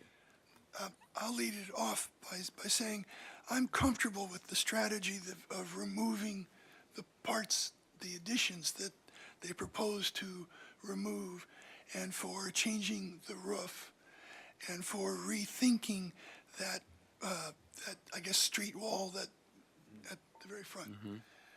As a basic strategy, I'm comfortable with all of that. All right, thank you. Commissioner, would you add the curving of the, Yeah, also weigh in on the question of the soffit. Yeah. Of the eave condition, of whether you think you'd be supportive, and this could be a discussion as well, but supportive of going plaster on the eave, underside of the eave instead of the boxed. Based on the one or two photos that we saw at a very small scale, I am comfortable with rethinking that. I foresee that will be a subject of discussion when we have scaled drawings of it. But I'm comfortable with moving ahead with that so far. Okay. All right, who wants to jump in? I would agree with that generally, as avoiding the details. I think the size reflective of the size, the style. The current house is a bit of a cobbled together sort of configuration. This seems a little more linear, a little more, well, a much better conception. We'll get in like windows and all. I'm looking at it right now going, oh, those windows, but we'll save that for another time. Okay. Other thoughts? Mr. Chair, Commissioner Early? I'm struggling a little bit with, I suppose, what I would characterize as a facade-omy. You know, the character of the house and its detailing will change from what it is today to something that it will become tomorrow. But apparently it has already made that change at least once in its history with the roof tile. So, and I'm sure that if we reviewed the body of work for Cook, that he did do plaster, eave, and rake detail in his career because he was practicing architecture in this town, and that's what we do in this town. But I'm mildly concerned because it will change the appearance of the building, that we should probably have a discussion of whether it remains on the list or not. Okay, Commissioner Lenvick? Yes, I would agree. I think we really need to have a discussion as to whether or not this belongs on the list. The changes that are being made with regard to additions I think, are significant changes to an existing building that is in here under the pretense of being historic. And I'm not sure that I am able really to wrap my arms around what's happening here. I mean, you look at the floor plans, and you've got an exterior deck that we don't really know. I mean, I'm not able to right now to identify what the perimeter of that deck is, and that deck is up in the air because there's an entire basement below it, supposedly looking down onto a pool, with a ton of windows out onto this deck, and it doesn't seem like it's coming together. And I'm not happy with what I see, and I certainly am not happy from the standpoint of it trying to respect the existing building. I don't think it's doing that. Okay. Others? I'll jump in on that. So looking in plan, actually, we'll start with plan. So the existing porch, it was an addition, seeing that this was the original smaller balcony. It was an addition on the back, but that's not really changing, right? And then as in the living room is existing to remain. And then the terrace, which is off to the side, is that porch structure, which is existing to remain. And then the front is work around the fireplace and the entry. That's all existing to remain. And then the garage as well. So I agree that it will be being changed and added to, but it's all towards the back and on the back corner. And all the main massing and the main floor plan and the main overall, the overall massing of the building is up from the public for sure. And I think this is, if you can go to the photos, the street photos, when I look at it from, the back is definitely changing, but we look at it from, keep going, like that's all staying. Look at it from here, though, what we're seeing here in general, I know it's different roof tile, and they're, would be restoring to something more original. But this looks like everything is original for the most part, and it would have the same character. And we're not having everyone view it from the back, so the most public sides of it is all staying the same. The little eave off to the right that would extend over is just a continuation of whatever it is, 8 feet of the same roof. So in my mind, if it was good enough to be on any list. It's really, the only changes, aside from the eve question, but the only changes is the roof back to what it would be a more original, which in my mind is, that's one little step in the right direction, and this is almost staying exactly the way we're seeing it today, and the way it probably looked at the beginning. I think the floor plan is changing a lot, but it's changing towards the back, which is exactly. And we don't care about the back. No, Well, we that's don't, we don't care about the back, that's okay. We care about it. We care about it, but we directly express in our guidelines that is the place where we want additions to happen, so that the historic resource from the public right-of-way especially, we do hold that as the highest, most important view first, and that the back, we direct them to add to the back and add up. And so by our own guidelines, this is seemingly following it quite well, and in my mind, you're not changing the character from the public front. And so this is exactly the type of project the way we wanted to add. If this was a nicer building, and I agree, if this is probably on the worst, the lower end of 1920s Spanish colonial revival, as far as they go, this is no amazing piece of architecture, but it's also on the inventory list, not on the historic landmark. It's not a landmark list. So I don't expect it to be a super glamorous, amazing piece of architecture. So in my mind, it seems like they're adding to it in the right way. The eve is a different question, I think, still. If it was original and if we want the character just to be staying, I don't think we want to be watering it down as much. And it's not, that does not look like that big of an extension. But I think that's that again could be a further discussion later, and it sounds like that's where others were leaning as well, just to have it as a continued further discussion with more information and with more ideas. So those are my thoughts on it. Anyone else want to jump in for any other thoughts? And then this is for a one-time pre-application, so I would be open to others, thoughts on it, but it's sounding like there is potential disagreement as to whether this even belongs on, or would be potentially removed from the list. But there's where it seems to be landing. Well, so far what you've summarized and what you're telling him is that what he's presented to us looks okay. Yes. No, to some, and to others. Yeah. Yeah. That's what I'm. Yeah. So he's hearing the split in the discussion. Yeah, well, it's fine, okay. So far, it seems like I've heard from 1, 2, 3, 4 commissioners that all seem to be, in general, for mass bulk scale, and generally speaking, where his approach of changing the PAL, the two-piece mission tile, which is obviously better and more appropriate per our guidelines,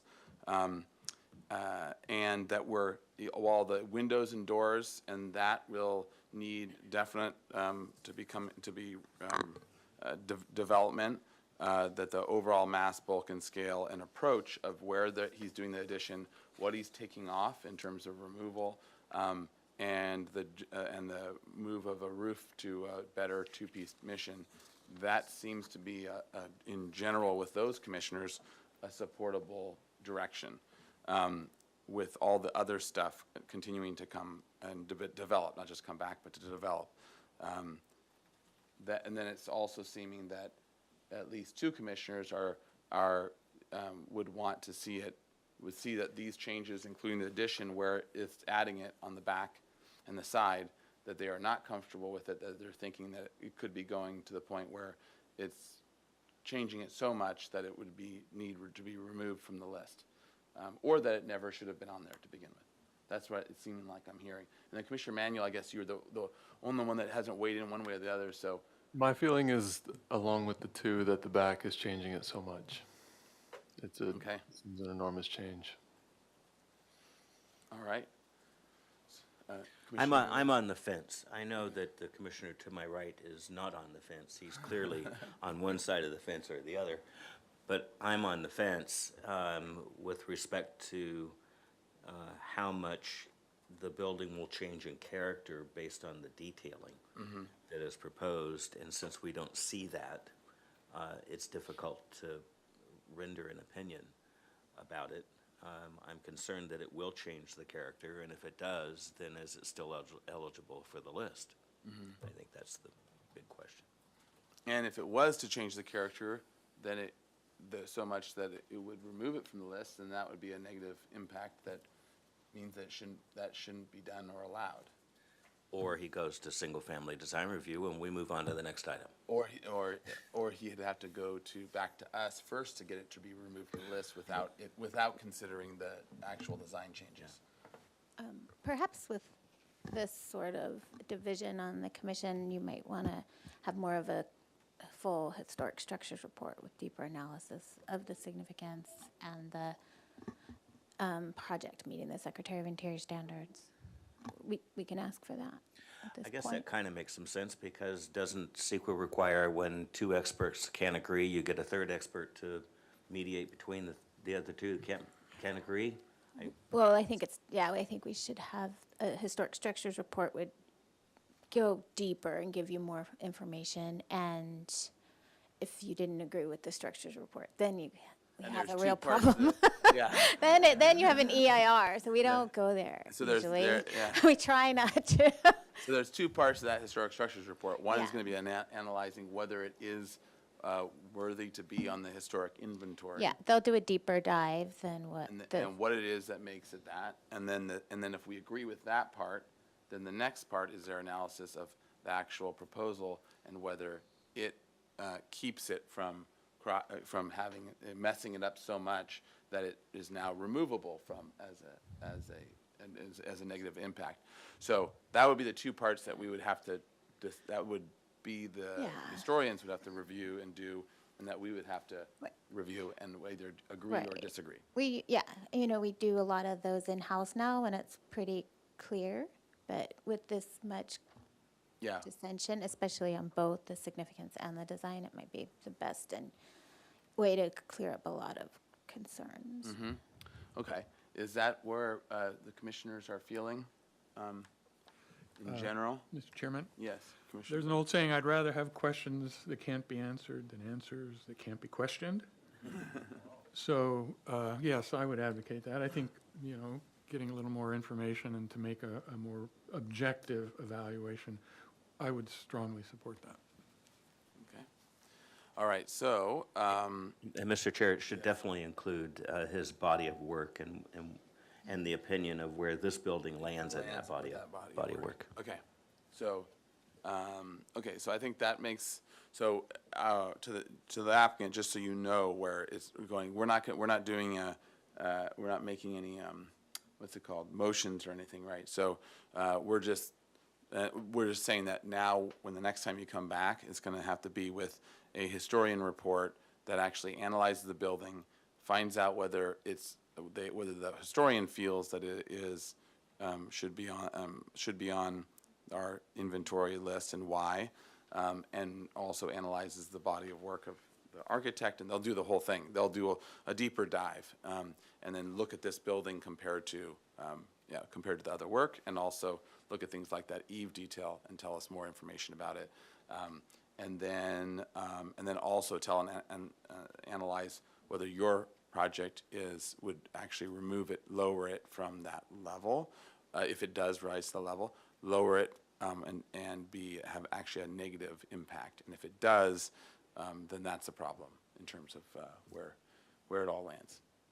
I'll give you all that information after the meeting, get you Yep. everything you need for that. Okay? Can I ask a Sure, yeah.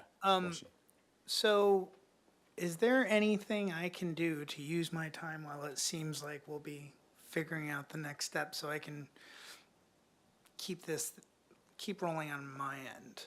Or am I at a standstill right now? Well, You can call the historian and hire them. And they'll work with you, and we have a list, but I can point you to that, but they'll get busy on it, and that way you can bring that back as soon as they can. and one of the other things that seems like is gonna be part of this project is the wall design. So part of it's getting what you're actually gonna do up here, and it's always good to work with them in terms of what they could feel appropriate and supportive of as well. So the historian's gonna have to weigh in on your your design and your project and find what is or is not okay about the design. And so it's nice, it's good to work with them up front with actually working out some of those designs. So that seems to be one area that you haven't designed yet. And there may be some other details or whatever that you can work I on. think there's a lot of design work that can get done Yeah. that will aid the historian. Yeah, and it'll be a matter of working with them with it, so. Great. All right, all right, thank you. Thank you. All right. Okay, we are on to our third and final item. This is review after final for 1601 State Street. All right, this is the El Prado Inn, main building, constructed in 1959, is a designated structure of merit as a mid-century modern motor inn. The approved project consists of additions and alterations at the site of the existing El Prado La Quinta Inn and Suites, which is 29,800 square foot, three-story hotel comprising of 56 hotel rooms and 34 covered parking spaces, a lobby off Arriaga, and a pool. In Parcel 1, an adjacent annex property, Parcel 2, was developed with a one-story hotel with 14 rooms and 34 uncovered parking spaces. The project involved the demolition of the 14-room hotel annex, the pool, and the uncovered parking spaces and construction of a 39,000 square foot, three-story addition to the ground floor with 28 new covered parking spaces, a new entrance lobby off of State Street, a courtyard, a new pool, spa, dining area, bar, area, kitchen, and 6 hotel rooms. The second floor consists of 32 rooms and the third floor of 28 rooms with a third-story deck and a rooftop deck, both facing State Street. The project could result in a combined 63,000 square foot, three-story hotel with 122 hotel rooms and 123 parking spaces. The project required voluntary lot merger of 2 legal lots located in EPV and the commercial green zone and the general plan land use designation of commercial medium-height residential. The non-residential additions were proposed with existing available floor areas for the site along with the transfer of existing development rights. All right, welcome. The project site contains a city structure of merit. A review after final approval is requested to review changes to the elevator tower roof canopy thickness, which was increased during construction to conceal roof slopes, drains, and exhaust vent at the top of the tower. The structural beam required additional framing to support the finishes, and the roof slope was redirected towards the west drain to cover the mechanical roof area instead of the occupied roof deck area. The project plan plans must demonstrate substantial conformance to the plans that received final approval on November 11th, 2017. The project was last reviewed on a RAF, review after final, on February 9th, 2022.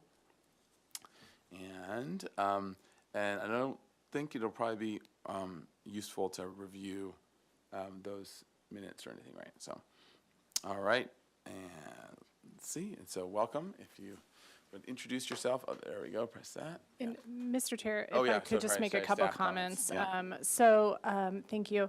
I just want to comment that, yes, this project did receive final approval by the HLC, and subsequently, there's been different revisions to the building permit, which is very typical of such a large project. And so oftentimes we'll see these types of projects come back in for review after final. We did receive a phone call from a member of the public asking about a particular element on the rooftop. And so that's kind of what kicked off, like kind of understanding what was on site and what was the built environment. But this is still an ongoing building. It's an issued building permit. Nothing has been finalized. So you'll still see lots of construction happening on site. So we have, so I reached out, or the city reached out to the owner and the applicant and said, you know, of course, that any kind of change naturally needs to be reviewed and approved by the Historic Landmarks Commission. And so, yes, they were able to submit plans, identify the different discrepancies between what was approved by HLC and what's being proposed today. So that's kind of where we stand. There's no active enforcement case, but again, all of our inspectors have been alerted, and there's notices that this project cannot receive a final building permit or approval or certificate of occupancy until, again, all of these discrepancies are reviewed and approved by HLC, and then, again, it goes through the building permit revision process. And if there are any questions, I'll be here for the conversation. Okay, thank you. All right, welcome. Why don't you walk us through the project, the changes? I'm Sean Reinauer, project architect. I've been here a couple times before you. It's been a long process under construction, but it's coming close and it's looking real good, especially inside. If you haven't been in that courtyard, it's pretty beautiful. That's great. The item of concern is, oops, sorry, zoom in a little bit here. The roof tower. So originally, the design of that canopy, that cantilevered canopy, was to be closer to the thickness along State Street, this roof. There's large C-channel beams going around the perimeter of that, which caused issues with the original detailing in getting a concealed gutter that we have on the other roof profile to work out. So as a compromise with the owner and the contractor, we came to the solution that, building up that parapet and getting that roof directed towards the back. On the other side of that roof tower is the mechanical roof area. On the front side here along State Street is our occupied roof deck. So they'll have beams there. So we didn't want any of the drainage to come off there since we couldn't get that concealed gutter in there. And we didn't feel appropriate to add a gutter on the edge of that profile, as we don't have any similar in either the existing building or the new proposed building. But after it's all been finished and it's all white, and we do see it's a big white face that's a lot thicker than the other profiles, but we want to just come before you, get your thoughts and ideas, and see what we can do to move forward. If you'd like to see those are the photos. The most prominent is coming from the south, looking up at State Street. Let's see if we go back to the elevation here.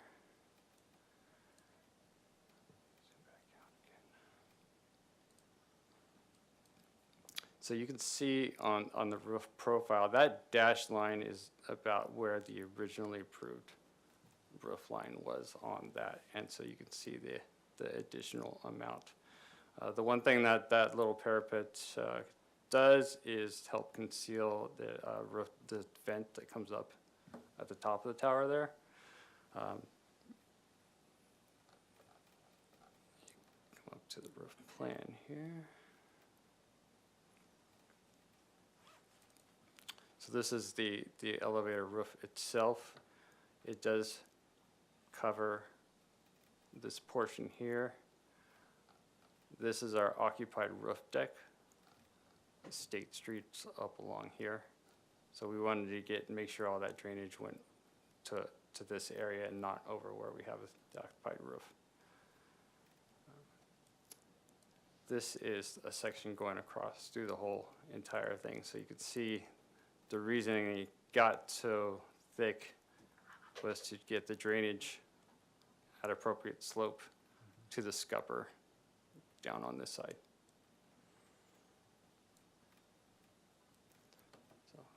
So if you have any other questions, feel free to ask. Okay, all right. So let's go to public comment. I don't see anyone in the room, so we can go to virtual. Thank you, Chair Grumbine. I currently do not have anyone participating via Zoom, and I do not have any speaker slips. We did receive written correspondence on this item from Dave Jones, which was distributed to the commission prior to the meeting. Thank you. Back to you. All right, thank you. All right, to the commission for questions.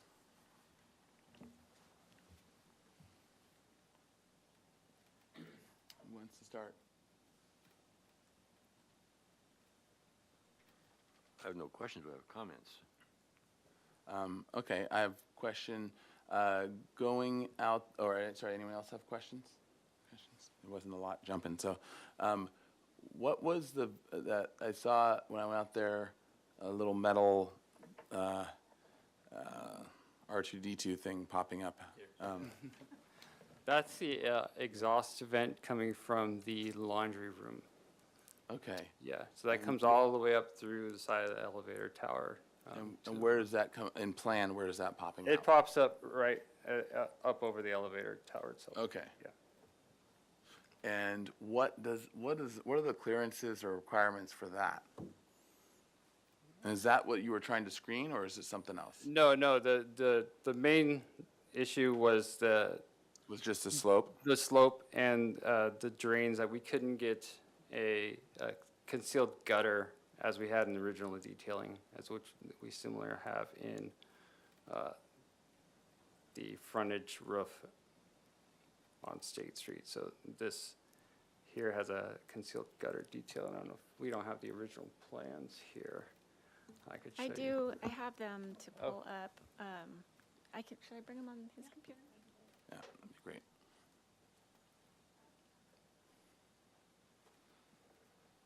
Yeah, we went back and forth with the contractor and just couldn't come to an agreement in getting that to work out with them. Does the scupper just kick the water onto the ground? Or Out- onto the roof? On the roof, yeah, on the backside. Okay, so it's not like there's a downspout or anything? No downspout. Okay. All right, so can you show us the Yeah, let me see. original detail? And is it as you're getting there, is it what wasn't working with it, the slope of the gutter, or? No, it was the profile with the edge of the roof. The steel beam or steel sheet channel was It takes up the whole thing? outfacing, and we couldn't attach to that easily.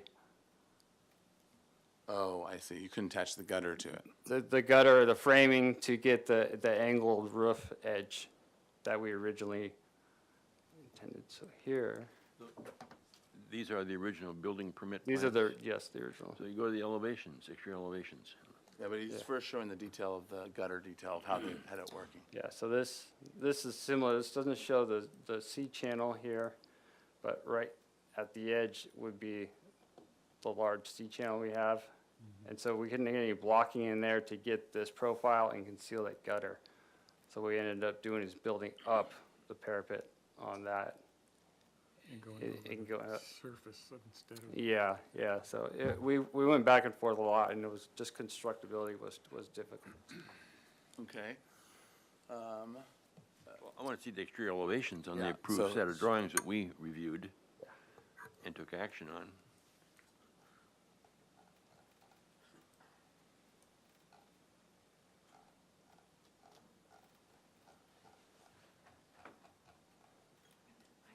I went through them on the PDF. Okay. Page number, the elevations were 30, 32, thank you.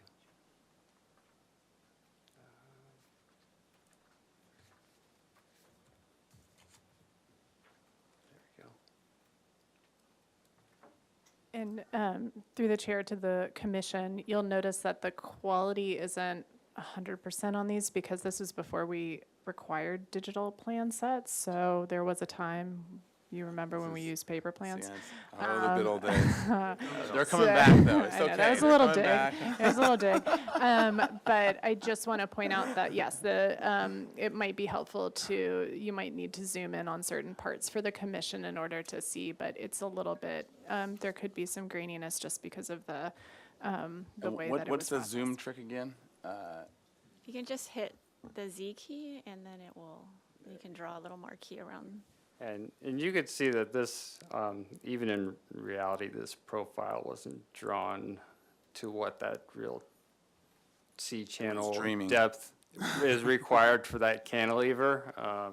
Yeah, So for Fulls, another question. So that cantilever, the distance, or the overall distance of the covered area with that was the same, or is the same, or is it? yeah, the cantilever is the same, so the footprint of that roof structure hasn't changed, yeah, Okay. yeah. But that, in actuality, that. Commissioner that C Manuel, then channel's like- Commissioner Lundvik. Is the slope on the inside that you're trying to get to pitch the water, is that at the minimum that you're, Yeah, it's at about 1/4 inch per foot. okay. Yeah, they probably could go lower. if they reframed it. Okay. Yeah, there is potential to reduce the depth. There's some lip on the inside, but that's just to get the flashing, finishing and everything to work out nicely. How much do you think it could be reduced if it were at its minimum? I think we could go about 6 inches. Okay. What is it at now? I think it's about 8 inches, I think the contractor said. The total of that fascia, the whole thing? No, the clear space on the high side, on the inside. So the whole face of it, like right now, that looks like That a whole s- a face 6 inch. is, I can tell you off. But no, that looks like a 6 inch, but the current one is like what, 2? Yeah, probably about 24 inches. Okay, Commissioner Landvik? Yeah, I think that the concern that, that I have is that we saw relatively elegant floating roof on the on the roof. And it's a great building. I mean, it's really a nice addition to Upper State Street. And you drive by now, and there's this huge white lump up there that really is, it catches your eye, unfortunately. That may not be the case when the building is finished, so on and so forth, but to have such a dramatic change in the design solution from what was originally approved by this board is unfortunate. And I would think there's got to be a way to get us back nearer to what was originally conceived and approved by us, which we see in the building department plan check set. Okay, so any other questions? Well, Mr. Chair, Commissioner Drury? would you have the will to lower the thickness of that, what is that called? A huge white lump? Would you have, because you'll find, I think in comments, I won't go any further. Do you have any ability to do that? I think we do have ability to look at that and see what we can do to lower that. We have some other thoughts on minimizing the overall look of that. Right now, there's no parapet cap on that, which we have on the other eaves, which could help in reducing the amount of white. Yeah, so getting that edge to bring down that whole face, because the white of basically any buildings just make things look larger.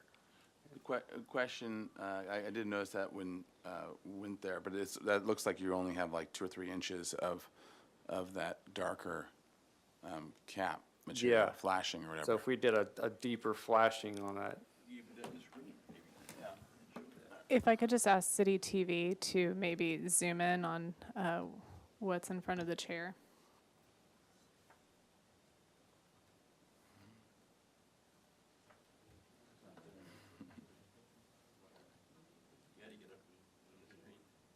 Is it?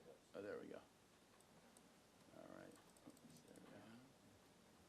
So that is I think is an equally honest view of what you see as you're going up State Street, in relationship to the photos you've shown, and it is not pleasant.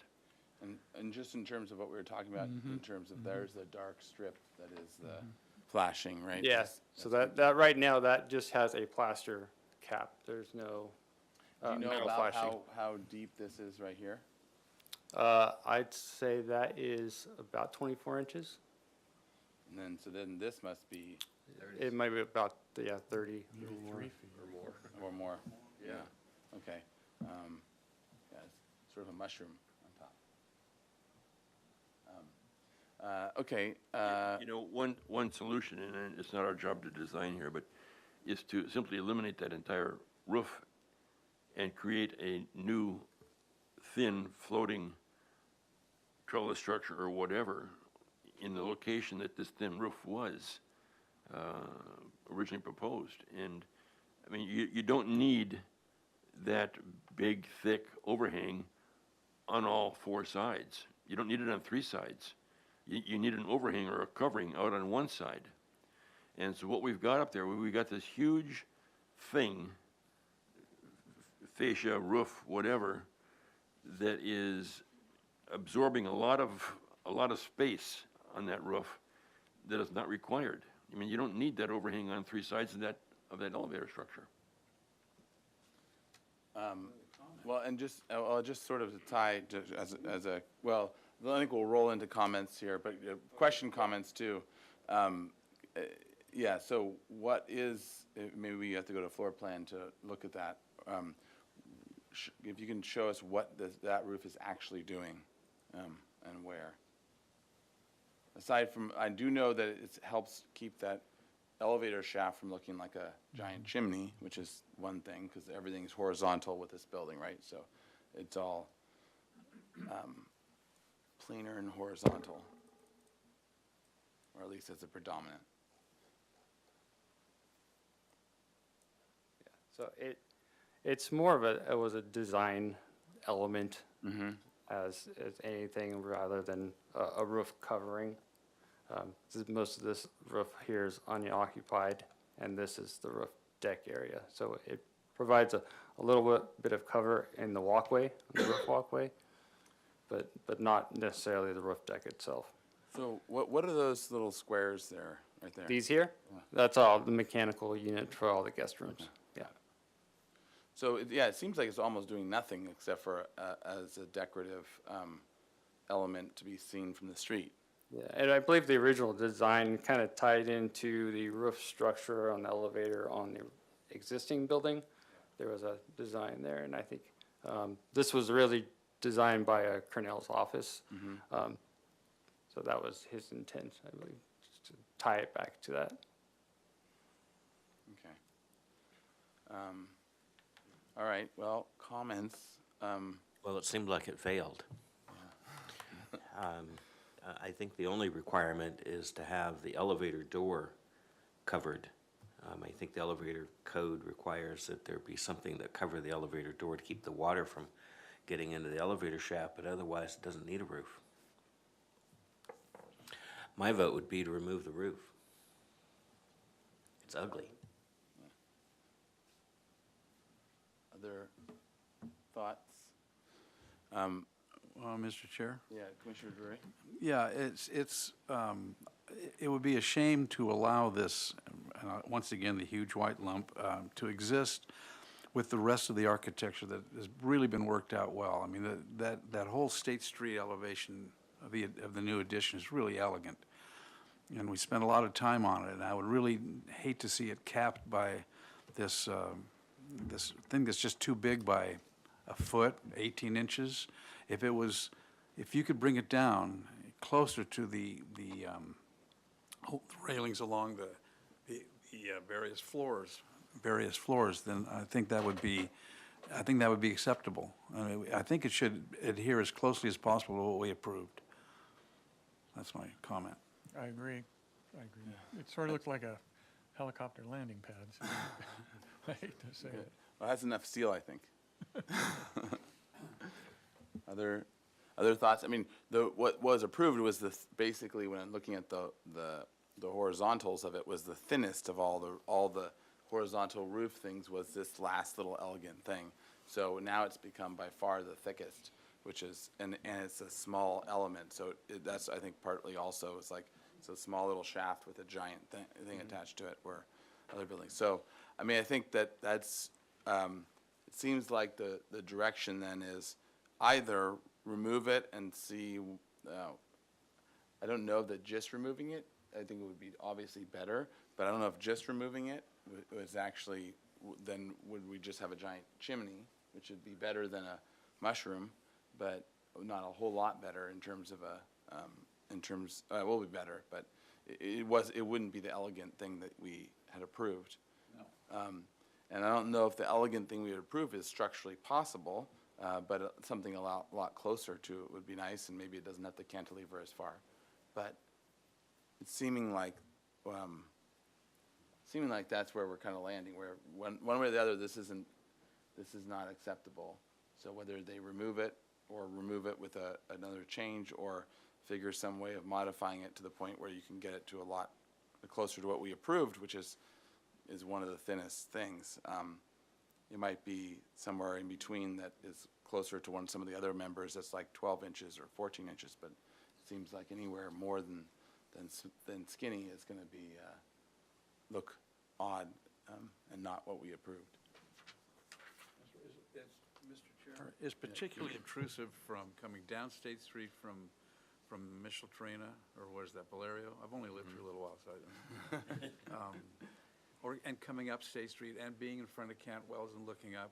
I mean, it's just, it's really obtrusive, and I think it's a shame. You know, I, Mr. Chair, Yes, Commissioner Lemick. it's, when you look at the original drawings, you realize that is an elevator shaft, because it goes so much higher than the head of the door that's the elevator door.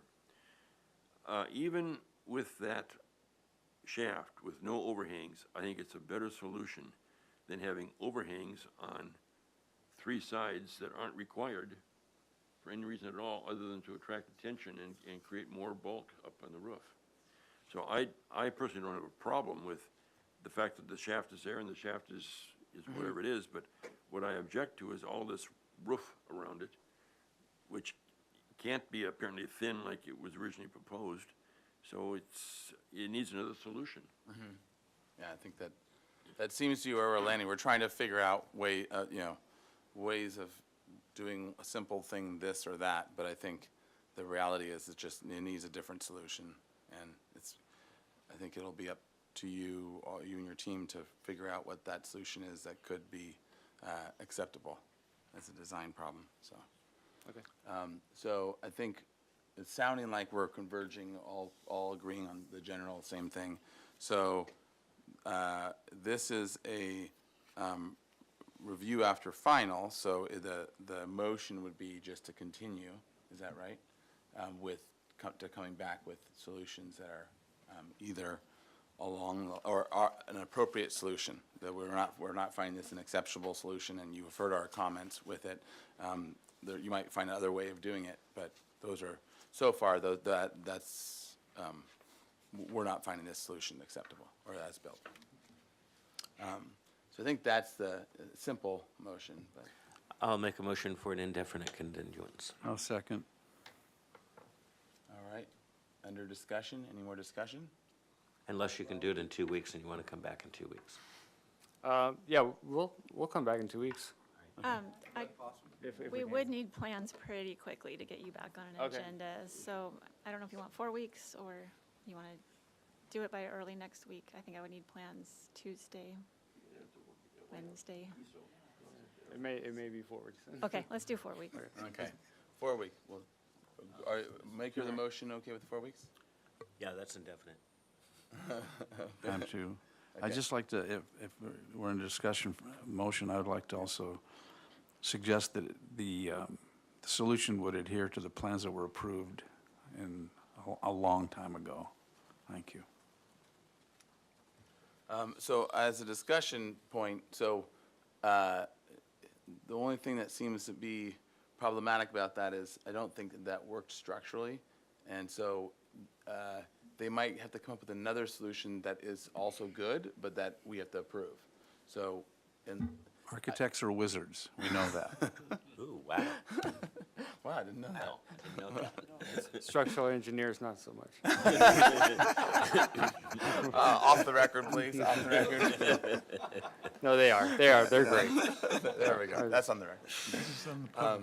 So, okay, but so Commissioner Drury, that would be the only thing I wouldn't necessarily, if we say like you have to do it per the drawing. Yeah, but but that the original design was an acceptable, well-liked design. We just want it. Might be a post involved. Maybe a what? A post involved. Oh, yeah, that's true. Well, there are posts on there, too. All right, any other discussion? Okay, could we have a roll call vote, please? Thank you, Chair. Grumbine, I'll go ahead and take the roll call vote. Commissioner Lundvik, Yes. Commissioner Uli, Yes. Commissioner Manuel, Yes. Commissioner Jordan, Yes. Commissioner Drury, Yes. Commissioner Butler, Yes. and then Chair Grumbine. Aye. Perfect. Motion passes. Thank you. All right, thank you. Thank you. Oh, and meeting is adjourned. All right.